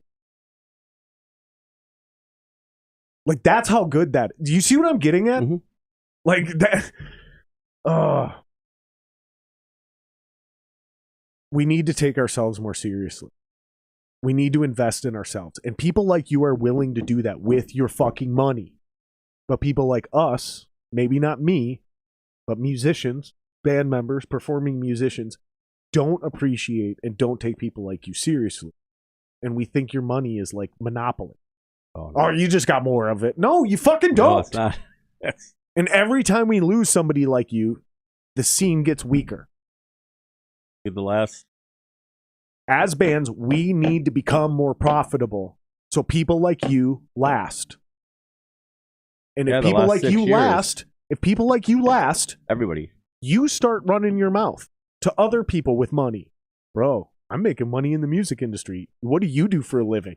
I go to concerts every night and fucking party with awesome rock stars. Oh, this band that's famous now, I've known them since 2012. I've been partying with them the whole time. I have them on speed dial. Really? Yeah. Oh, fucking, I want to be a part of that. Nobody wants to be a part of a fucking loser culture, no matter how good your music is, if it's fucking siphoning money out of everyone's pockets. So at the end of the day, everybody's miserable. Fuck off. No one's being a part of that deal. In any industry, tech, real estate, music, restaurants, it's never happening. That's my problem, is it starts with us. I think it starts with us as band members. We have this crazy, weird ego that our music is so great. That's what'll break you down. You should pay us. You should pay us because someday we might be big. We put zero fucking effort into promoting our music or bringing people to shows. But then we build this culture over 20 years now, since the early 2000s, of this attitude. And what is the result? We have venue owners that are impossible to even book good shows. This is our fault. This isn't the fans' fault. This isn't the venue owner's fault. This is the band's fault. Because we didn't listen. We didn't work hard enough, and we didn't care about money. We cared about the art, man. Fucking cool. I've had. That's why you still have a day job, bro. I've had people, bar owners and stuff, reach out to me. Dude, this band even promote? We've looked on their page and they haven't done a fucking thing. Right. Day or two before the show. I had one, we're talking about The Rock. Some guy was doing something about, oh yeah, we're playing this band called LA John Guns. Gensmer is a beast. Called LA Guns. Yeah. They play some song called Sex Action. We're opening up for them. 2 days before the show. Like, what? But that's where I had somebody else. Somebody else helped them out. They booked the opening bands. All Cookie Monster. Probably all had the same 40 people following them. For people that don't know what you mean, because we have a lot of international listeners, like German, Filipino, across the globe. Truly. We don't have a lot of people listening, but our reach is incredibly wide. I understand Cookie Monster vocals and what you just said, but for anybody else that doesn't understand, especially people in other countries, for the listeners, what do you mean by Cookie Monster? The crawling, everything's the same. It's just. Can you give us an example? You're the singer. I'm not a singer. Throw some out. I used to be a singer. It's the fucking. Cookie Monster. Oh, put your cat in the microwave, and I eat your cat for breakfast. The guy I had. That's Cookie Monster vocals. He booked the show. He asked me to go in half with them. So I do just snorted. I know. He booked three of these. Fuck you. fuck you, fuck you, fuck you, fuck you. Whoever's sitting on the recliner over there, fuck you especially. When you put 3 bands, same shit. And I had, it was like a weekday. I had a Motley Crue tribute and a Poison tribute. You needed something that was going to bring people in during the week. Talking to Tracy's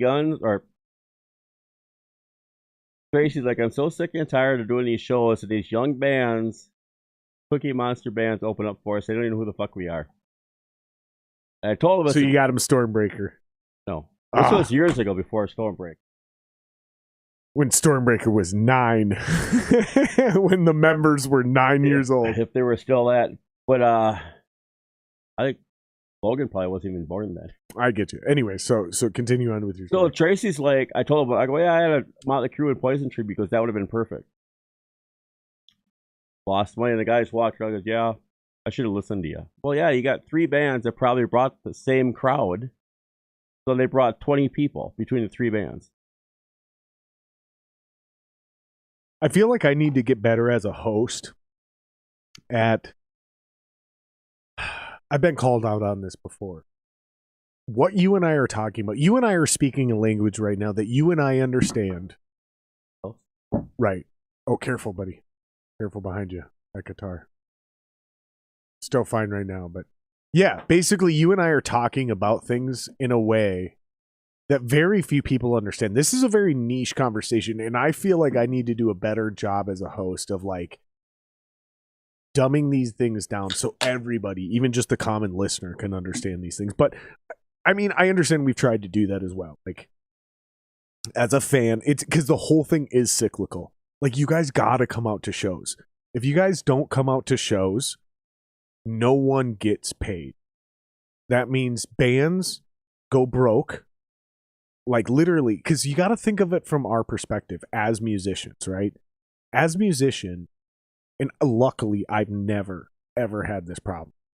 Partly because I threw it on the fucking gauntlet from day one, but whether it's been a girlfriend or my current wife, listen, here's what I fucking do. We ain't gonna debate about this, but most motherfuckers ain't like me, right? So most motherfuckers fall in love, and they just need to keep that girl. But when that girl gets tired of living a broke-ass lifestyle and going out to fucking dive bars every night to watch your shitty metal band, instead of going on vacation and wearing nice clothes and living the good life like all her girlfriends on Instagram. This is reality.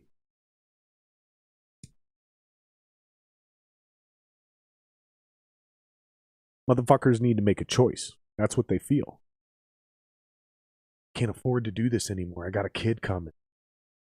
The only reason these choices need to be made is because the band was never getting paid in the first place. The reason the band's never getting paid in the first place is because people aren't coming to shows. People aren't paying for shows, right? Okay. Well, not only does that affect those bands the way I just described, but it affects the owners, the bookers. The bars, you guys aren't making everything. money. The bar owners aren't making money. So they have no incentive to drop $20,000, $30,000 into a truly good sound system. So they half-ass it.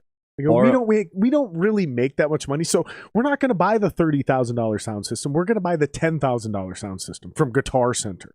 We're not going to have a real pro audio company come out here. We're going to go to Guitar Center. We're going to have one of the Guitar Center employees fucking sell us $10,000 worth of gear and come out and set it up. Loosely stack it around the stage. So now your user experience as the actual fan who comes and pays for shows, it's not actually very enjoyable because it sounds like shit. Yep. First thing you need to So leave it's a a negative venue. feedback loop that creates less and less people that come out to shows. And then the bars are making less and less money. The bookers are making less and less money.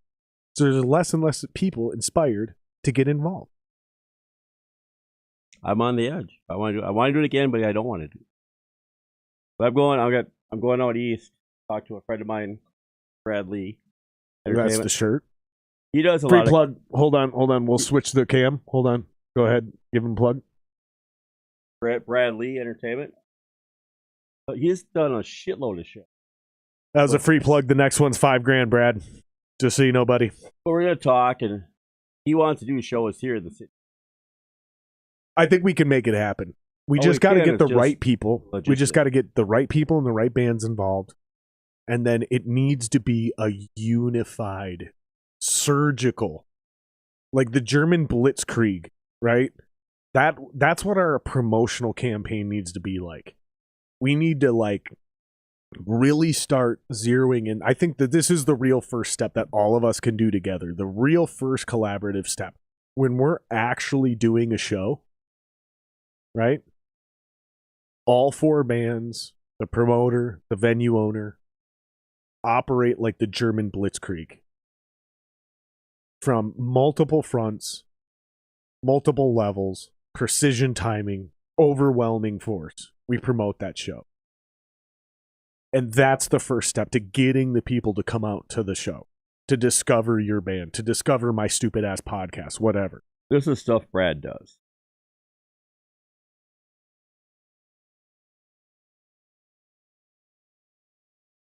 I mean, that's cool. He does. I mean, he does. Great artistically, stuff. they need a new flyer designer. Those flyers are too busy. They're too generic. But he gets the bands, kind of like the same kind of bands I did. What difference he can do bigger because he's so got more money. Here's a thing I've been talking to people about recently. These flyers, these style flyers, that's a local band flyer. That's got to go. Start spending money on getting a real flyer made.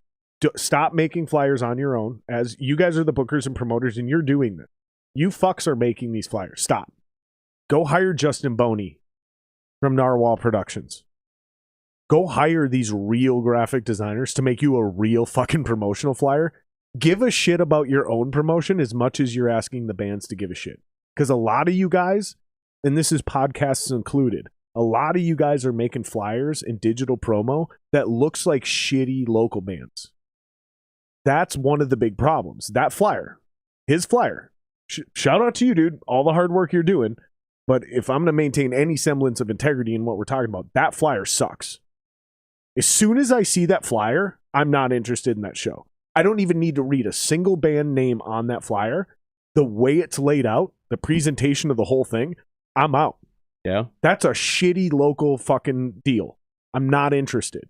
Hire a real graphic designer that understands how to design that shit and make it look aesthetically that something is intriguing going on there. Because I've seen literally 100,000 flyers that look exactly like that over the last 20 years. Literally, that's what sword metal flyers look like, dude. So what do you think of the Rock Fest? That's much better. That's a professional fucking deal. That makes me go, hey, there's an event happening. There's these 3 sub things going on. And that intrigues me to understand and read all the other shit that's happening below that. That's a real flyer. That's why Rockfest is Rockfest.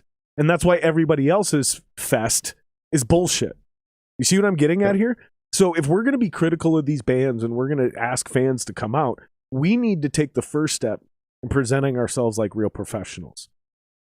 Does that make sense? Yeah. So... And I feel like I just shit on somebody's fucking complete dream, but sorry, dude. This is the problem. This is why we're not all making more money together. We're not doing it right. And that flyer was a great example. Trying to find some more here. You're looking up random shows? I'm looking for my old shows. Do you guys have any questions? Now would be an amazing time to start jumping them in. We're not exactly ending this podcast, but I think I've asked almost all the questions I originally had. These were my tickets. See, those are professional tickets. I think we should start doing more of that as well. That's what I was doing. I said people liked them because they were souvenirs. Yeah, you put them on the mirror. Still to this day, you get a real concert ticket. That's still a novelty. I was doing that with the Tyrants. Remember that rock band I played you before we started the podcast? So I actually did that, and I went with the old 70s style where, like, you know how you have the nice picture of the band on front? I didn't do that. I went with the old 1970s style where everything was, like, on a typewriter, right? Mm-hmm. I intentionally went for that aesthetic. Yeah, dude, and we sold tickets. That's not a great flyer. No, y'all got to hire a pro. You got to stop with that shit. Whoever's making those, you gotta hire somebody else. Well, that was just something. Is that you? Yeah. Yeah, you gotta stop. You gotta hire a real pro, dude. You're not a graphic designer, Don. You're a booker and a promoter. Yeah, it's money out of pocket. But you know what it is? It's also money in your pocket with better advertising and with better promo. We just talked about this earlier, buddy. Come on. No, it's not money out of pocket. That's an investment. And that show, based on that flyer, I'm not interested in that show. That looks like an amateur show. But if you hire a real artist that makes a real flyer, yeah, it might cost you $150. But listen to me. What did I say earlier? Skyway buys a fucking billboard for every single show still to this day. And it matters. It's profitable, and that's what you do. We have to start the step. Oh, I don't even have money anymore. We gotta find one great guy that we can put on commission for the entire Minneapolis local scene that can quickly turn around flyers at an affordable rate, like $20, $50, $150, whatever the rate is. We got to have that figured out. These are the things I'm talking about. And another thing that's stop designing your own flyers. That's helped crash everything too was we don't have the city pages no more. That was the big outlet. Mm-hmm. That's killed a lot. Yeah, because that was free.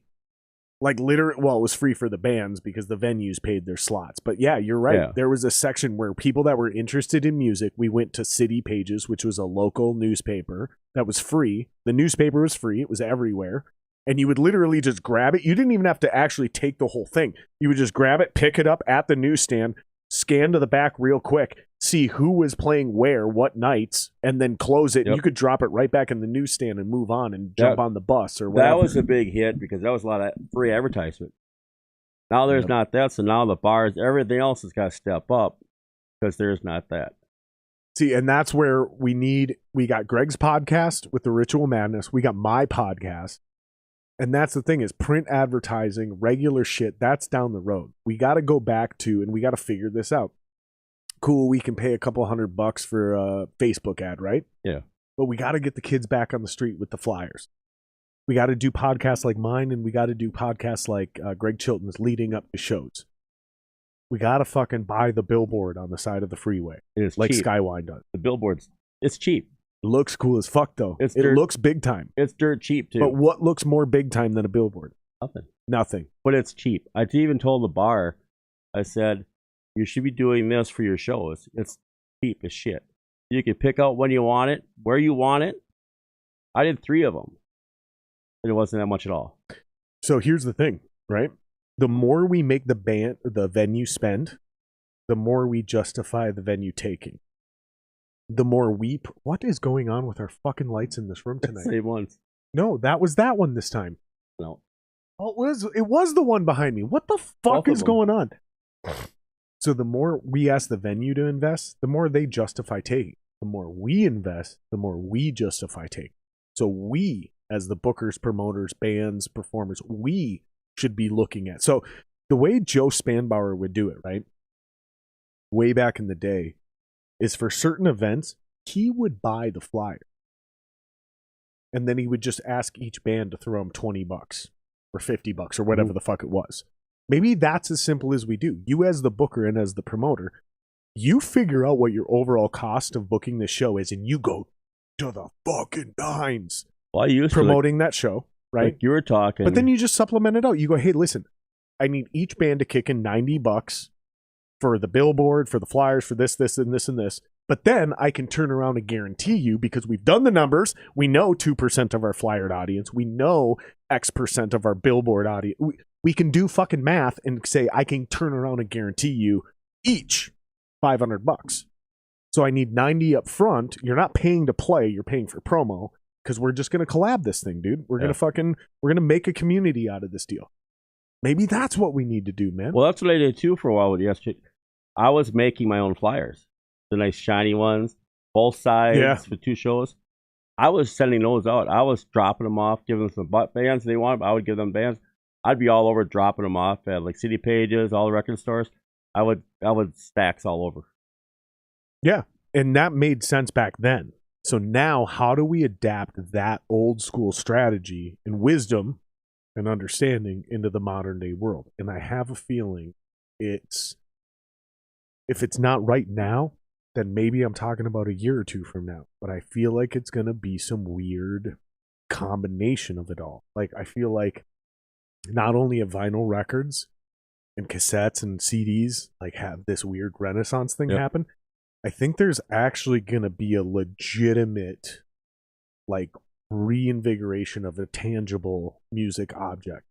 Like, people are going to want to, like, I think the kids, because I hang out with a lot of these kids doing Discord and gaming and shit online. And dude, these kids in the Zoomers, the 20-year-olds, they're not all about the digital consumption. They're not all about the NFTs. Like, they're thirsting for something tangible, something they can hold, something they can really experience. So what we thought was reality in our generation is not what the kids are thinking right now. And so I think over the next handful of years, you're going to see a groundswell. And I'm already starting to see bands out there actually handing out physical flyers again. So let's be ahead of that cycle. Let's be proactive about it. Let's start really thinking about this thing as a unit and collaborating. So you and I should be communicating. When you're booking shows, when you're booking these bands that come through on tour, part of that package should be, and I'll book you on a podcast to help promote your show the night before or whatever. Same thing with Chilton, right? If it's a more brutal band, if it's a brutal metal band, you should probably put them on Chilton's. Yeah. If it's not brutal, then my audience is going to be, because I don't have a death metal audience. Let's just be honest. Like, I don't either. This is not my for vibe. Bands I booked. That's like way out of mine. I mean, I did Onslaught. That was way out from what I would normally do. Like, if you got Sebastian Bach, right? That's my. If you would have gotten that show, book him on my podcast. Yeah. At the beginning, I'm the only one who actually benefits from it. I get that. Let's be honest here, okay? Yeah. You already booked the show. Sebastian Bach, maybe he sells 5 more tickets because he came on my podcast. So immediately, I'm the only one that benefits. But if we do that a couple dozen times, you get more suddenly followers, I have 40,000 followers, and now it makes way more sense, and it actually is a way greater benefit for you guys as a financier and as the performer to come on my podcast, because maybe now they sell 1,000 tickets. Hey, let's watch Jared, because Jared's telling us what's coming up. Yeah, exactly.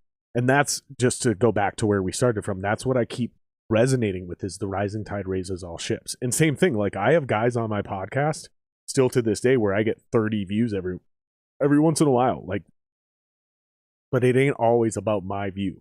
Yeah. Sometimes it's about just giving them an opportunity to come on, because I think what they're doing is dope.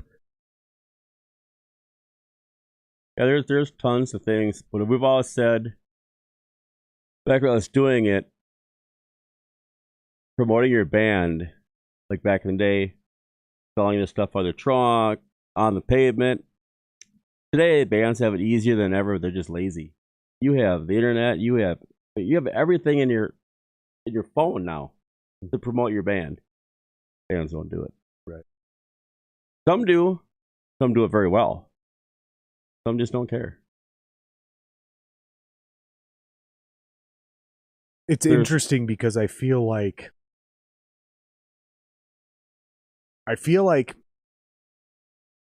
basically every segment of the music industry has figured this out, except for genuine rock and metal bands. Pop, hip-hop, even country. They figured out a way to get into TikTok, to get into all of these avenues, right? But there's not, here's the thing. Greta Van Fleet is probably the only relevant modern day rock band out right now. And they're actually not doing any of the things I just mentioned. Like, the only thing that shows up of them online are like clips of their live show. Yeah. There's no behind the scenes, hey guys, this is so and so from Greta Van Fleet, and where if I can hear him. They don't do any of that. But they figured out the mystique, right? This is what I'm getting at. So this is my challenge to us now. This is what we need to start thinking about. Is aggressive creativity. aggressive creativity. How do we make it easier for us to be successful from home? Right? Like, obviously going on tour is great, but I want to eliminate You got to this have that idea. home base. Well, and that's what I'm saying. I want to eliminate the idea that you have to move to Nashville, New York, or LA in order to make it in this industry. That's never really been true. But the people who can stay here and just dip for tours and still be dominant, very, very, very few and far between. Yeah. That's what I think the only way we even start to get there is aggressive creativity. That's my challenge to all of us. Dude. Yeah, it's everybody. Like I said, the bands on your Facebook page, you can't let it sit. Post, whether it's, hey, this is so and so. How's things going? We're working on this. You got to keep your page alive. Yeah, one way or another, right? That'll keep people interested, or else we got a show coming up, or do like little clips. Like I've always said for bands, for merch, to get the USB stick. Get that. Put all your information on it, a couple songs, a video, load it up with your information, sell it dirt cheap. One band does that. Can't remember. I just saw them. I said, I've told so many bands to do it. No band does it. Well, it's a great idea. No one does it. Oh, like selling a flash drive as actual You can sell it for content? like $1 or $2 because you get it cheap. Put all your band's information on there because everybody has somewhere they can play it. If they don't like it, they have a free flash drive. But one band out there, I can't remember touring, they do that. And it does well. Interesting. I feel like there's an easier way to do that now. So they have like looks like a business card. Yep. But basically when somebody asks you for your shit, you just like hold your business card up to their phone. You just go like that and it just immediately pops up everything and they can just or else have it on your phone. Yep. Bump it over. Share the yeah, file.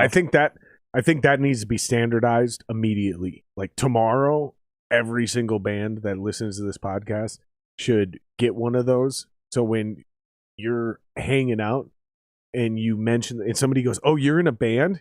You go, "Yeah." And they go, "Oh, cool. Like, what's your band name?" You go, "Here." And you literally just pull this little thing out of your pocket, touch it against their phone, and boom, they can follow you, your band, your personal YouTube page, the band's YouTube page. They can subscribe on iTunes, Spotify, iHeartRadio, all from right just have there. it on your phone without carrying something. Just boom. Because there's been a lot. Yeah. Whatever tech is there, that's the next thing. Because a lot of people don't have the information. Because when I go somewhere out east or wherever, and I see a band I really like, sometimes they don't have it. They don't have any information of the band, so I end up just getting their phone number.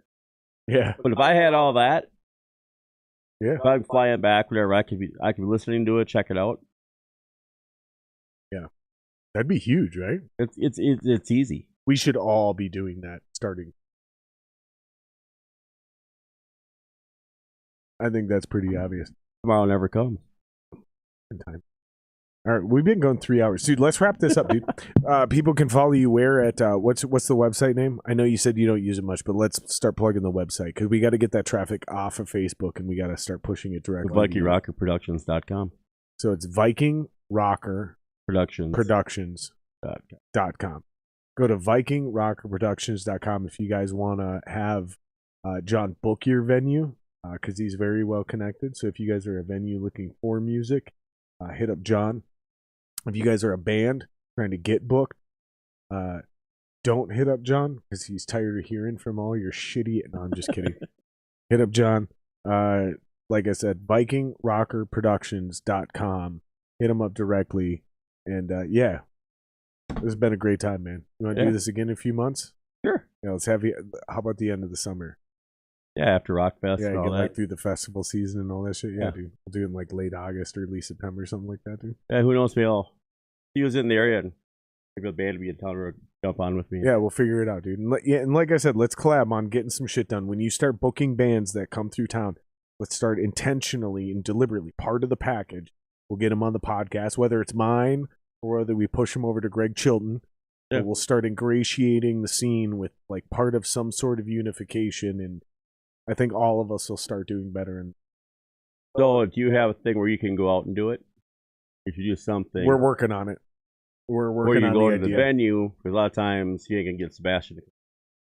Well, that's But the if you thing. could go But out that's the there- difference, right? That's the difference. Like, so that's a different show. That's a completely different vibe. And yeah, if he wants us to come there, cool. But that's not actually going to help him promote that show. The whole point is like, no, dude, you come in and you're playing at, 10 p.m. that night, but you come in and while the band is loading in, you come do the podcast at 2 p.m. live. Yeah. Like that's literally the point. Is like You it's can FaceTime live it. Something FaceTime. like No, that. You FaceTime can do sucks. something live right away. For me, no. FaceTime sucks. We're not doing any of those things. Going to people and being remote and doing things at the venue, that's a possibility. Those are show ideas for sure, but that ain't going to do shit to help actually promote that show coming in. There's just absolutely no benefit to that whatsoever because it's basically happening at best live while it's already happening. What about Zoom? Can you Zoom it? I'm not doing that. No, it sucks. No, it's fucking terrible. I would never do that. I would never. That would be a different show. Like the whole point is like to bring the realism for people. And again, it's the vibe. It's the attitude. It's this energy to know that Sebastian Bach was sitting in the same chair. And to get people watch to get them jacked up. Yeah, like holy fuck, this Greg Chilton guy fucking just got Sebastian Bach to come on his podcast. And then 2 hours later, fucking he went and did Jared Singer's. And then fucking 6 hours later, he showed up on stage in fucking Fridley, Minnesota.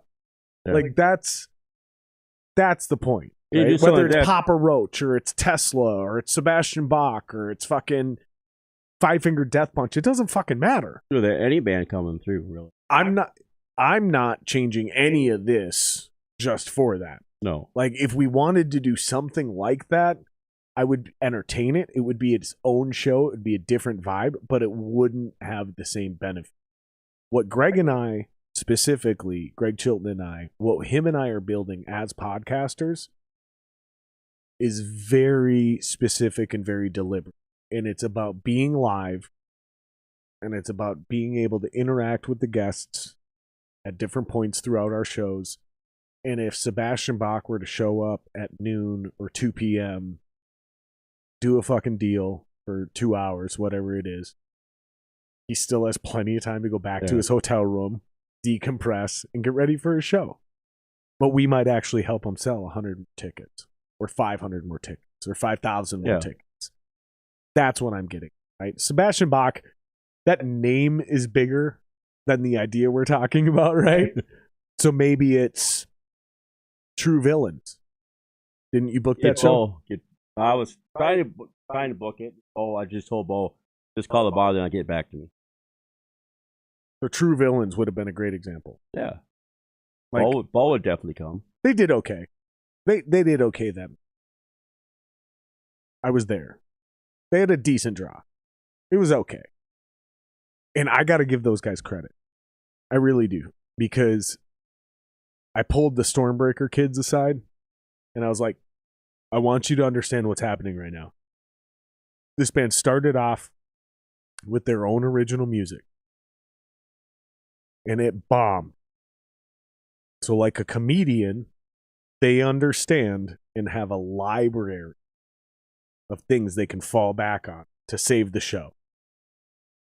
Because this band understands they want to be invited back. The only way they can get invited back is to make sure that this crowd has a great time and sell a lot of liquor.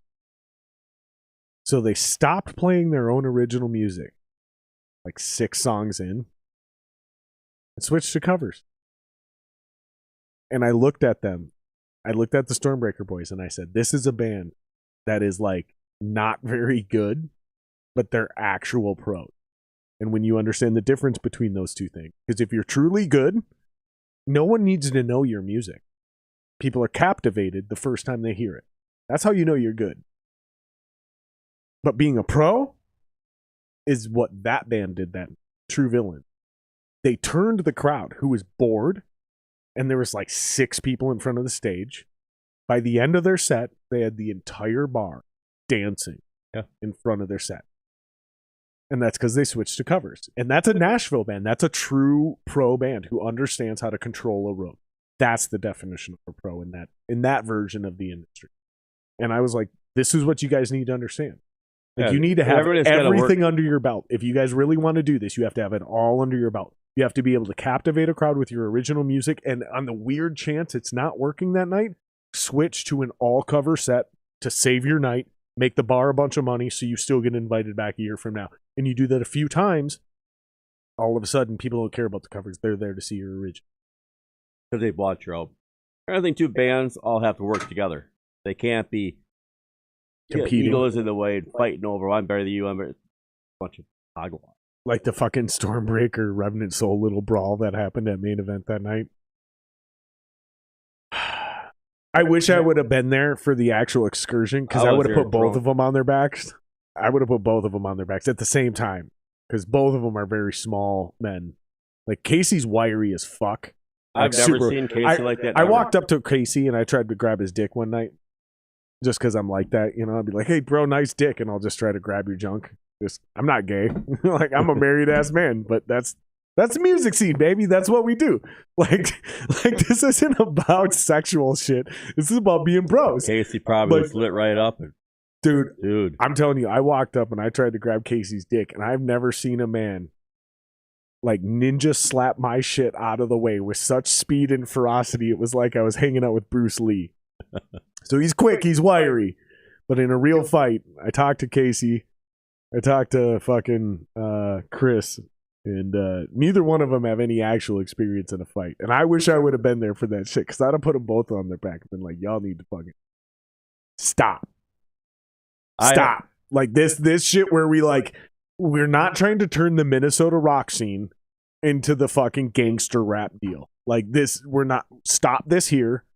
Like, we're done. We're moving on. It's either that or we start sanctioning fist fights. Like, and we put it on YouTube. Yeah. Then we gotta send it down to Savage. Dude, then we gotta make money off of it. Like, if y'all are gonna fight, we gotta make this shit money. Yeah, that's not helpful. Because I've told them, like Mixture and stuff, those are the two upcoming bands. Everybody's looking up to them. So y'all got to get along. You can't be getting your egos in the way and. Joe Bonrod's laughing at me, but here's the thing, Joe.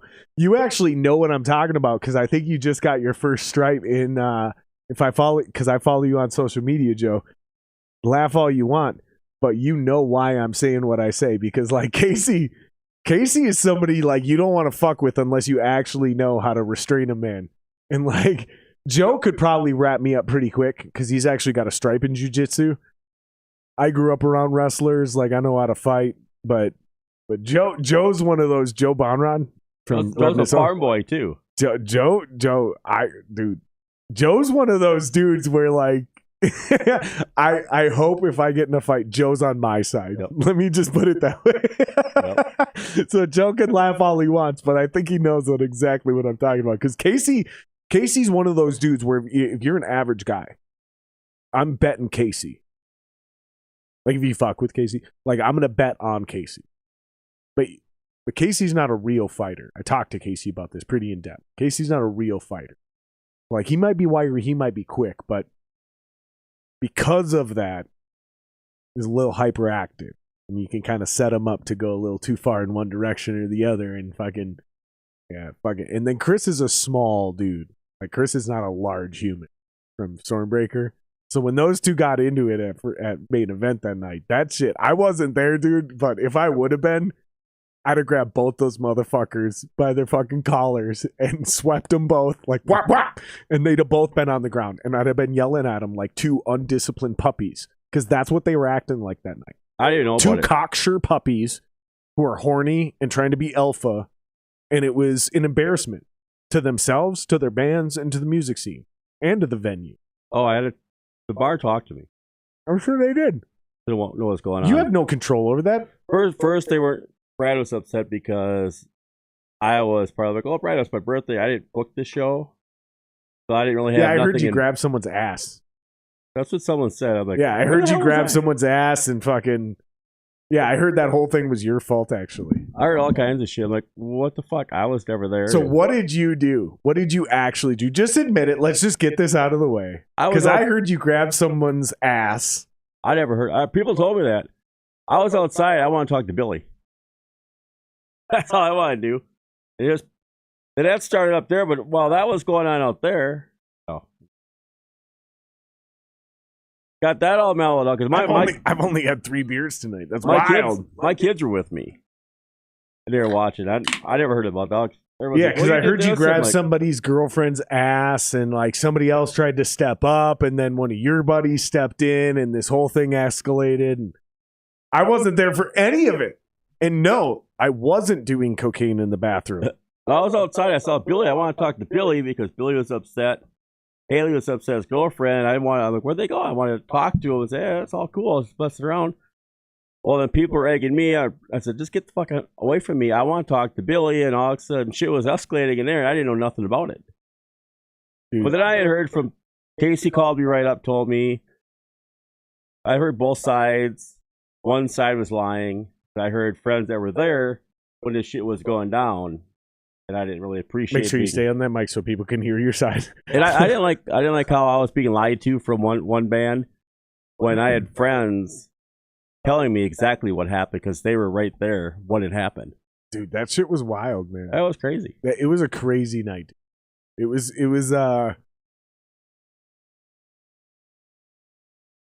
wasn't a good look for anybody involved. And for the top 2 bands in town at the time, that's where all the bands are looking at them too. And here, they should be getting along, and they're... Well, there should... Here's the thing, is if there's going to be a rivalry, then there, in that one moment, there needs to be a decisive victor. Meaning, if you want to like actually make the fight like good hype and good promotion, then there needs to be an actual fist fight, and somebody needs to beat the shit out of somebody. Something we can go to the press with, something we can start driving ticket sales with. But the way that whole thing escalated and then piddled out, it was like an anticlimactic pussy fart. That's what it was. It was embarrassing.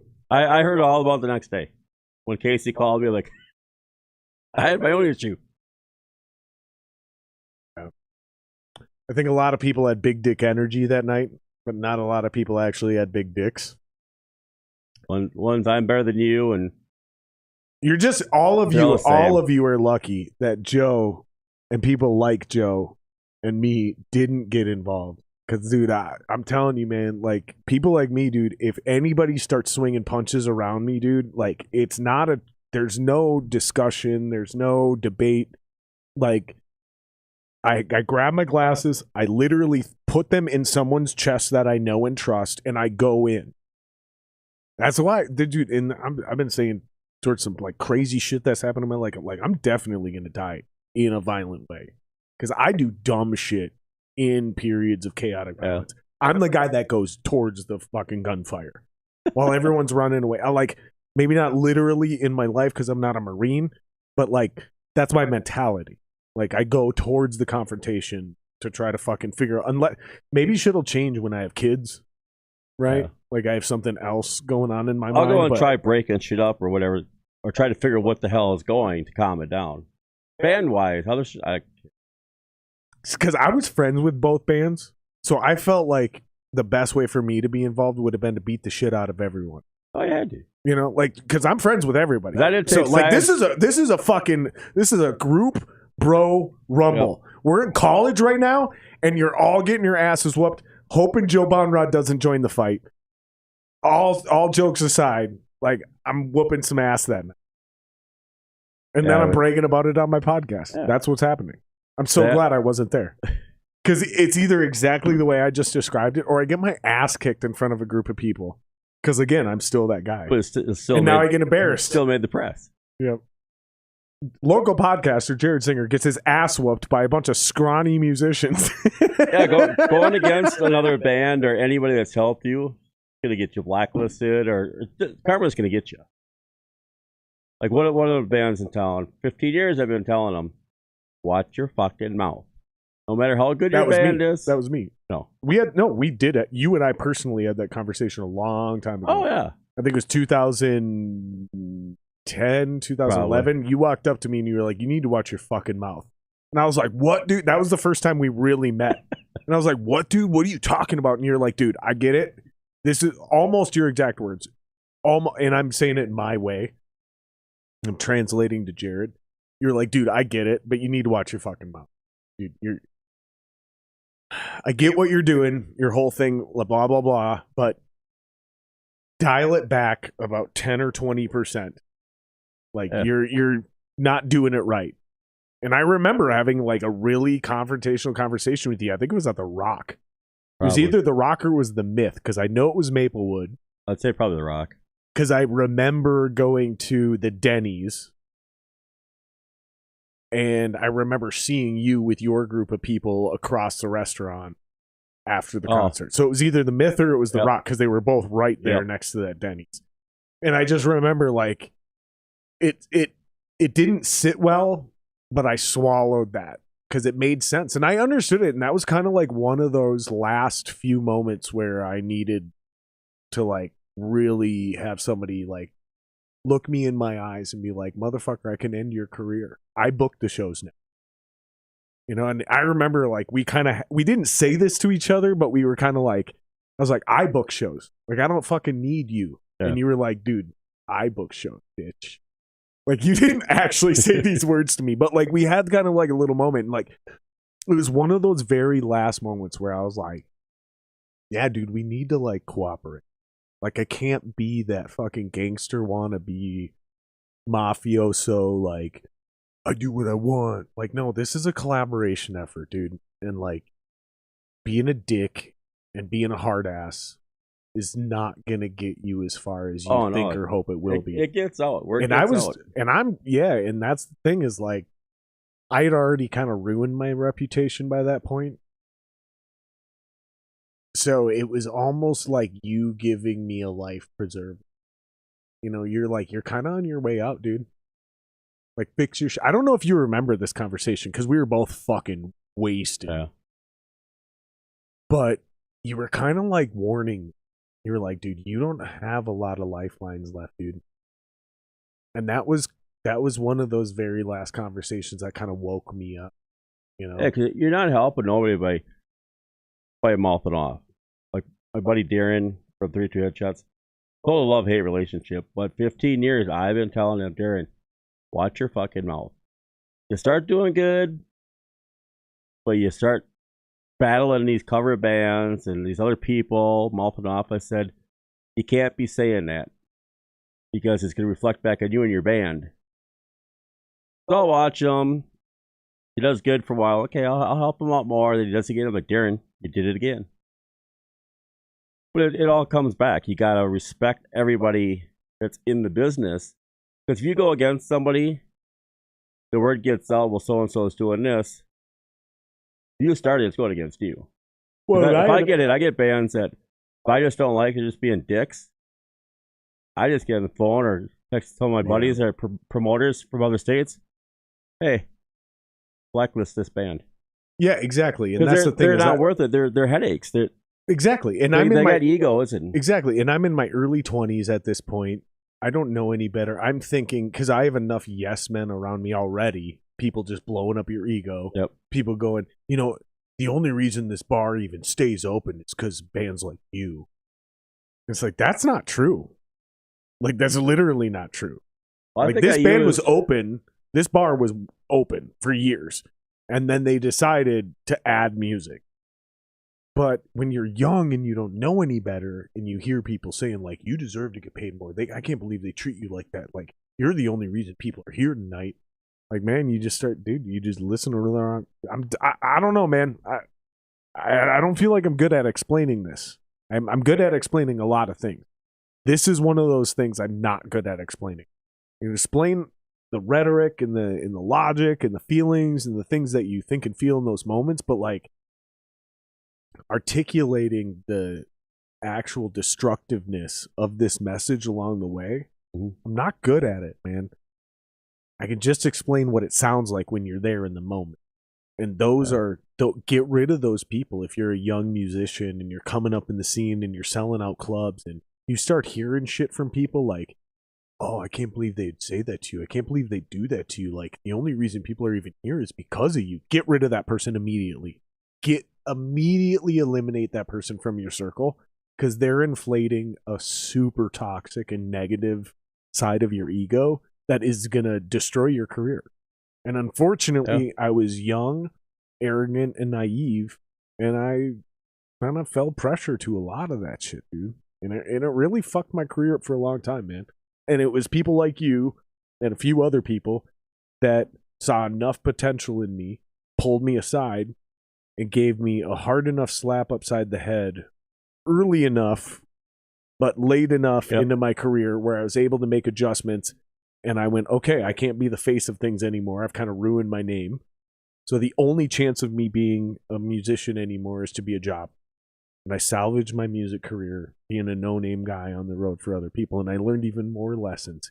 And I started to see the things that you guys used to lecture me about, that I used to do as a 22-year-old cocky-ass lead singer, shitting on everybody around me. And then I came home a different human being, a better human being. And so again, to kind of bring it back to where we started this conversation, is like, I don't think enough musicians, specifically in this town, appreciate or understand the importance of people like you, bookers and promoters and advertisers that put the actual dollars on. I've always said, people ask me about the worst bands I've dealt with. I've always said, still to this day, the worst bands I've worked with are the egotistic local bands, are the biggest egotistic ones I've worked with. I mean, I've worked with bands from all over the world, national to the touring bands. It comes down to some of the local bands think the world is owed to them. The world owes them something. And they think, and the funny thing is, a lot of those bands that are really cocky like that, horse shit. Yeah.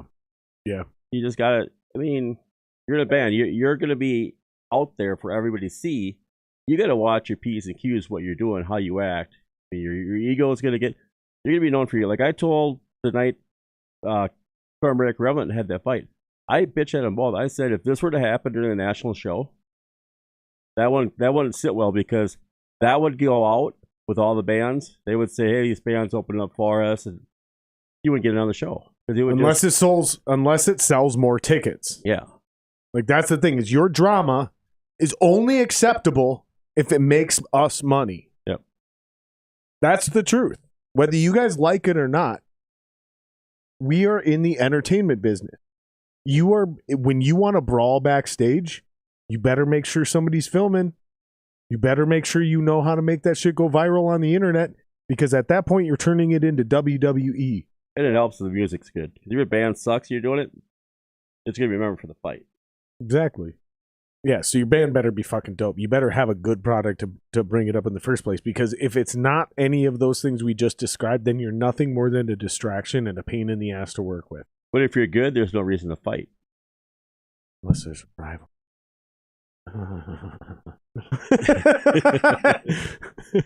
No, the rivalries are dumb as well. Well, look, they need to be turned into collaborations. You got to work together. Like them two at the time, they were both the thing in town. They were the top two. That's for every band coming up. They were the ones people are watching. Now that's for all the gone. young kids and shit. Yeah, now that's all gone. Yeah, and that's the thing, is I feel like a lot of their personal egos, and honestly, I chewed Casey out just for leaving Remodeling. I was like, I don't know who the fuck you think you are. I don't know what you think you have going for you. Like, I've looked at your pages, like I've looked at everything you have. You don't have some insane amount of equity and momentum to ditch everything you're doing and go solo. Not yet. Like, Revenant Soul just did the best thing you've ever done. There was getting high. Yeah, they were finally building real momentum and real credibility. Left at the wrong time. And then he leaves? Man, I still give him shit. Like, I'll text him right now and tell him he's an idiot. When I saw that, you still shouldn't have left, you dumb bitch. I'll text Casey right now. When we end this podcast, I give you guys my word. As my viewers, I give you my words. Casey Weissar from Revenant Soul, when I end this podcast, I'm going to text him and I'm going to say, You still made the wrong decision for leaving the band, you stupid bitch. And that'll be the end of my text. There will be nothing else that comes after. There will be no second text. You made a mistake by leaving the band, Revenant Soul, you stupid bitch. And that'll be it. That'll be it. Because I'll do that. I don't know why I'm bragging about that. That's not very cool. That's not a super cool thing to do. Case will just laugh. No, you won't. He'll be like, now I'm not guest appearing on your album. Or that. But again, that'll just prove the ego thing, right? Like, okay. I don't know if Casey lit. Because you have so much going for you. From what I've known of Casey, I've never seen ego like that. When I fight, when he called me, I was like blown away. I'm like, I've never seen Casey get pissed. Here's my point. When I bring up the ego thing, dude, I'm not criticizing Casey thinking like he's too big for everything. I'm making jokes about that. But that's not what I actually think. What I think is he thought too little of Revenant Soul. For them to record that album and then to make the moment I'm leaving to go do some solo shit, your solo shit isn't bigger than Revenant Soul. So you must think so little of that band. Like, what the fuck, dude? Like, dude, Joe, so the two Joes, and Casey, the chemistry there. I'm not talking any shit about Nick. Honestly, every time I see Nick, I've told him this to his face. Every time I see you, I'm more impressed by you as a drummer and as a musician. Whether he understood or appreciated it, I don't know. Yeah. But still, the real match, because they can replace Nick. As much as I love him and respect him, I could have done that job. And I'm not even that great of a drummer. There's a lot of drummers that can play drums for Revenant Soul. Casey. Joe on bass. The chemistry, Joe as a singer. The chemistry them three had. Joe, Casey, and Joe. Casey, Joe, and Joe. Joe, and Casey. However you want to fucking... Fuck yeah, bud. Fuck yeah, bud. Dude, that was probably one of the greatest combos. Bass player, guitar player, and singer. Probably one of the greatest I've ever seen. It was so prolific on such a high level. It was what I would refer to as inspiring and discouraging at the same time. As a musician, I would be inspired to go home and write music and play my instrument. And at the exact same time, I would be equally discouraged and feel like I should just quit because what I'm doing is basic and no one cares about. To me, that's the absolute pinnacle of the music industry. When I walk away from your show, both equally inspired and discouraged at the same time. That's it. You can't do better than that for me. For Jared Singer, if I come to your art performance, maybe you're a comedian. If I walk away going, I want to do comedy, but at the same time I walk away and go, I can never be as good as that. I shouldn't even try. Yeah. That's the pinnacle of any art form. There's been a lot when Casey's played, every time Casey's played. Well, that's how Lampshade Betty opened up for my Jake Ely show. I was friends with Trey. I asked Trey years ago, like years after the show, like, hey Trey, you know why you got that opening slot, right? His response was because we were friends. I'm like, no. I said, because you're a guitar player. Casey was at the show with Uli John Roth and all that I had. Casey was up front watching all these legends. And I heard he was in a band. Called up Trey to do Trey. I'm like, you guys want to open up for Jake Ely? It's because Casey. And everybody that's seen him play, they're just like, yep, I'm going home, putting my guitar in the closet. Yeah. And then you add Joe and Joe. Pretty solid. A lot of people liked it better with Grayson. Both were good, but I think where they were going, where Casey wanted to go, with Joe is a better fit. Dude, I've drunkenly joked with those boys about drumming for them, but like it's like kind of only partially joking. Like, if we could pull Casey back into the fold, I would go balls deep for that band as a drummer. There's very few bands in this town, let alone nationally, that I would actually be like, no, I'll dedicate real time and money and resources to this. And the funny thing is I'm probably still not actually capable of getting the approval and getting the job. But like, honestly, the pace I'm on right now, we're talking like 30 to 60 days before, like, not only am I capable, but like, nah, dude, I'm like the shit. Like, I'm piecemealing my way. I'm stumbling through this record that I'm recording for my own shit right now, because I'm recording as I'm progressing. I'm recording as I'm getting better. So like literally every day I record a different take or a better take or whatever. I go back and I listen to what I did 2 weeks ago and I already sent to Wally, and I'm going, and I text him and I go, hey, if you want me to retake this, just let me know and I'll send you a new version. Because I'm getting that better daily. Like, it's exponential, brother. I'm telling you, man. So like, Wally says, yeah, they're like, all right. Then. Yeah, like literally I'm waiting for him to go, yeah, actually I do want a better version of this. And that I'm getting so good so fast that I could like, okay, cool. Like, he could send me that text message at 10 a.m. and by 2 p.m. he'd have 4 new takes that are all better than the original 8 takes I sent him. And it's get better every time. Yeah. Yeah, and eventually that's going to peak. That's going to stop really quick here within the next 30 to 60 days. I'm going to be back at who I am. But yeah, I'm like already, this is what sucks, is the way I'm doing this is I'm already reevaluating what I've already sent to Wally. And I'm going, I think I can do that better. Like, and I've literally texted him, like, almost begging him for a reason to re-record shit. If that's not good enough, let me know. I'll record a new take for you. You know, I'm like literally asking him to tell me to re-record certain parts or sections or whatever. Yeah. Because, dude, it's getting out there. And, like, honestly, man, I don't really have the same love and passion I do for playing live drums that I once did. But damn, if I behind Casey, Joe, and Joe, you would. Bro, here's the thing, man, is it ain't even really about that anymore. It's as my chops come back, the fucking adrenaline's coming back. So, like, today for the first time, I played for 40 minutes consecutively without a single break in between songs, anything. Like, I literally approached it as if we were playing live. And about 35 minutes in, my left hip started to finally cramp up. But I still made it. Still made it that full 45.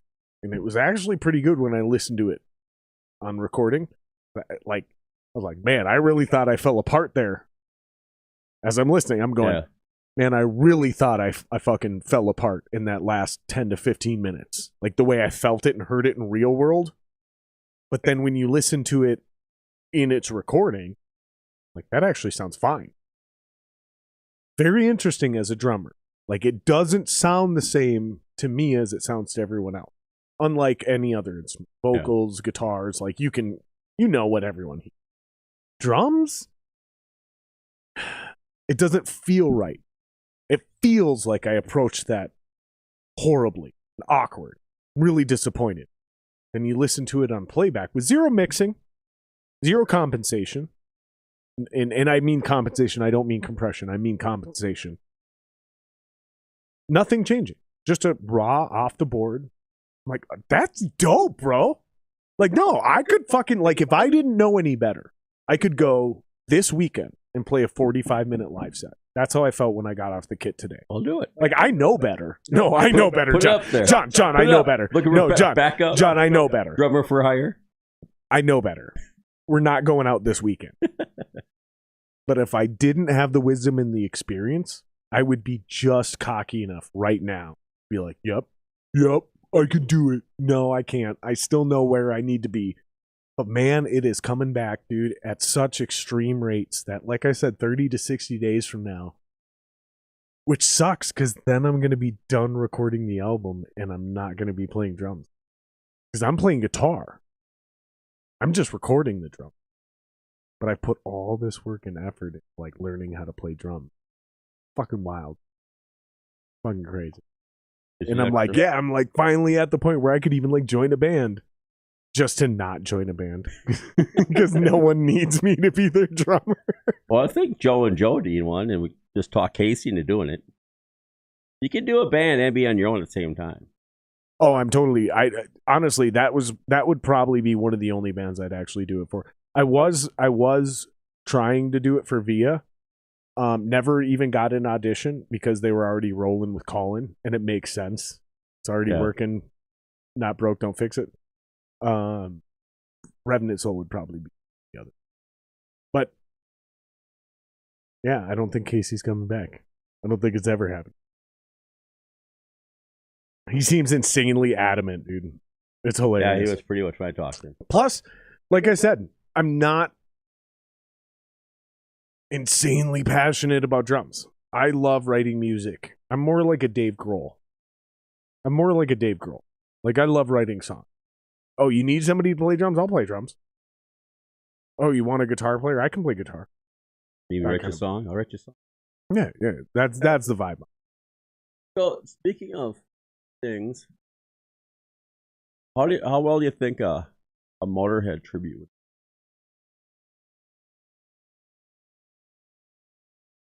250 people, regular draw.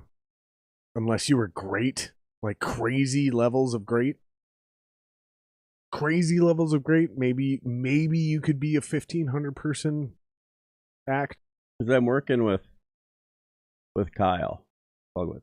Oh, okay. Yeah, I talked to him about this, and I was like, that could be great. I told him the same thing. I said that could be great. With Phil. I said that could be great, dude. And Jendine. I said it could be great. I said you can expect about 250 people if you're good, and if you're really great, you could get like 1,500 people, and you could take that national. I think it would be pretty solid, being there's no Motorhead.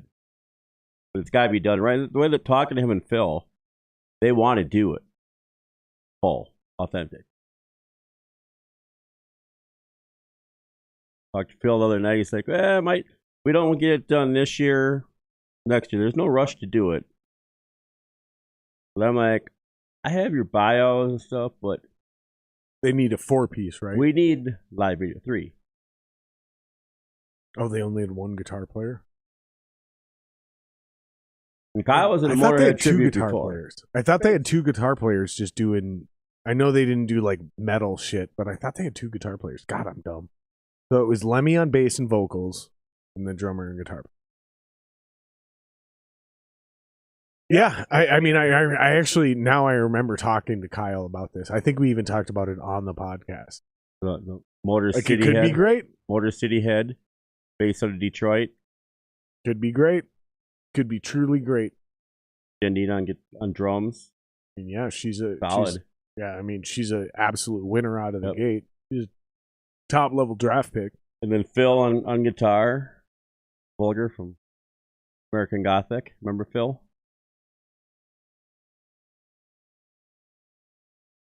That was the one Chad Hanks started, right? When he left Head Charge.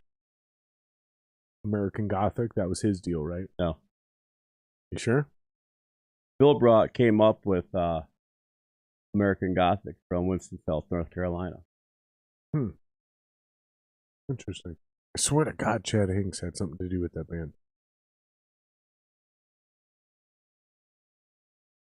Interesting.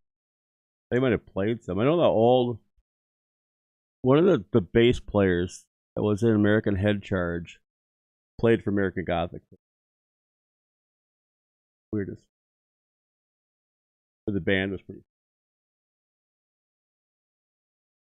But Phil's back in North Carolina, and I didn't know Phil and Kyle knew each other. I guess they lived with each other before Kyle. In case anybody's confused who the fuck we're talking about, we're talking about Kyle Skolquist. He's been on the podcast. He used to be the guitar player for Relevance. Taylor. With Jeremy Blake. They split up. Kyle went on to start For Blood. Jeremy started Dying Euphoria, which I eventually became the singer of Dying Euphoria. And while Kyle was doing For Blood, he also was the bass player for Reaping Asmodea. He was in Impaler. Kyle did a bunch of shit and then eventually moved to Detroit. And he actually was just on the podcast last summer. So anybody who's confused what the fuck we're talking about, you guys can actually go back on the podcast and search and watch an entire podcast with Kyle Skolquist, who is directly responsible for Alex Kelly making it into the band Six, eventually making it into a band called The Body Beneath, which turned into a band called Reaping Asmodea. Kyle, a handful. Yeah. Just a little bit of it. Mm-hmm. Yeah, Kyle was crucial. And it sounds like Kyle's moving back to Minneapolis. Yeah. So, yeah, there's a lot of shit we have in the works, and we have big plans over the next 2 to 3 years. But this is what I'm really hammering home. And I'm doing this starting now for a reason, is I really want to start not only over the last year and a half have we been talking about collaboration and ways that it's happened and blah, blah. Now we're moving into the proactive, forward-thinking, actionable information. Here's what we're going to do because here's what we're trying to accomplish. Kyle's going to be a part of that over the next couple of years. You're going to be a big part of that over the next couple of years. Greg and I are hoping to be a big part of that over the next couple of years. And I think it's crucial that we start really communicating and collaborating. So not is just each person hanging out. Yeah. Not as each person trying to do some dope shit, but us truly, truly customizing what we're doing to exacerbate what each other is doing. They'd probably have Spanbauer help out. I He'd think be like the tutor. I think if we could get him back involved, like the Godfather. Yeah. Man, because he understands where numbers need to be talked about, and he also understands where numbers become irrelevant because potential matters more than anything. Yeah. I would love to be back. I'm trying to get him on the podcast. Him and I run into him all the time in person. And he's like, yeah, dude, we got to make it happen. Like, he's not against it. It's just literally just time. Yeah, and it's when I do it versus when he's available. It's just not.